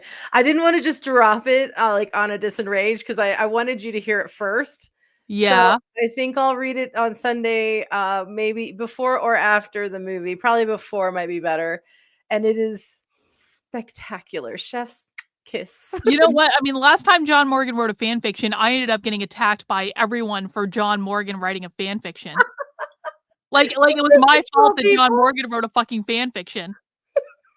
It's so good. And I'm in this James one. Lindsay's calling me a narcissist all over the internet. And it's like, I don't know. I don't know if I can handle another fan fiction at this juncture. He's jealous that nobody does it for him. Oh, He's not loved like you are. That's but no, true. I'm in this too. So this one, it's a good, you'll love it. And we don't have to read it here on the YouTubes, but for those of you in the Discord, come to movie night this Sunday and get a little special treat. I once read John Morgan's fan fiction on a Twitter space about James Lindsay. Yeah. And they to this day, they use a screenshot of the Twitter space as proof that I'm obsessed with James. I'm like, adorable. You fucking retards. Anyway. All right. Well, we'll look forward to that and I will look forward to. I should probably actually just answer the message that John Morgan sent me like 3 days ago, along with everyone else. That's probably what I should do. Well, I told him don't send her the fan fiction because I want to read it to you because like I've never gotten to do that. And I want to read it to you, and it's just hilarious. So I will probably do it before the movie on Sunday. All right. Well, we'll look forward to Sunday night fan fiction with Jennifer pre-Saw movie night. Cool. All right. Well, that's all we have for this week, guys. We will be back next week for DISENRAGE. Thank you for hanging out with us. I appreciate it. And I will be back tomorrow, and we'll see you guys then. Bye. Bye.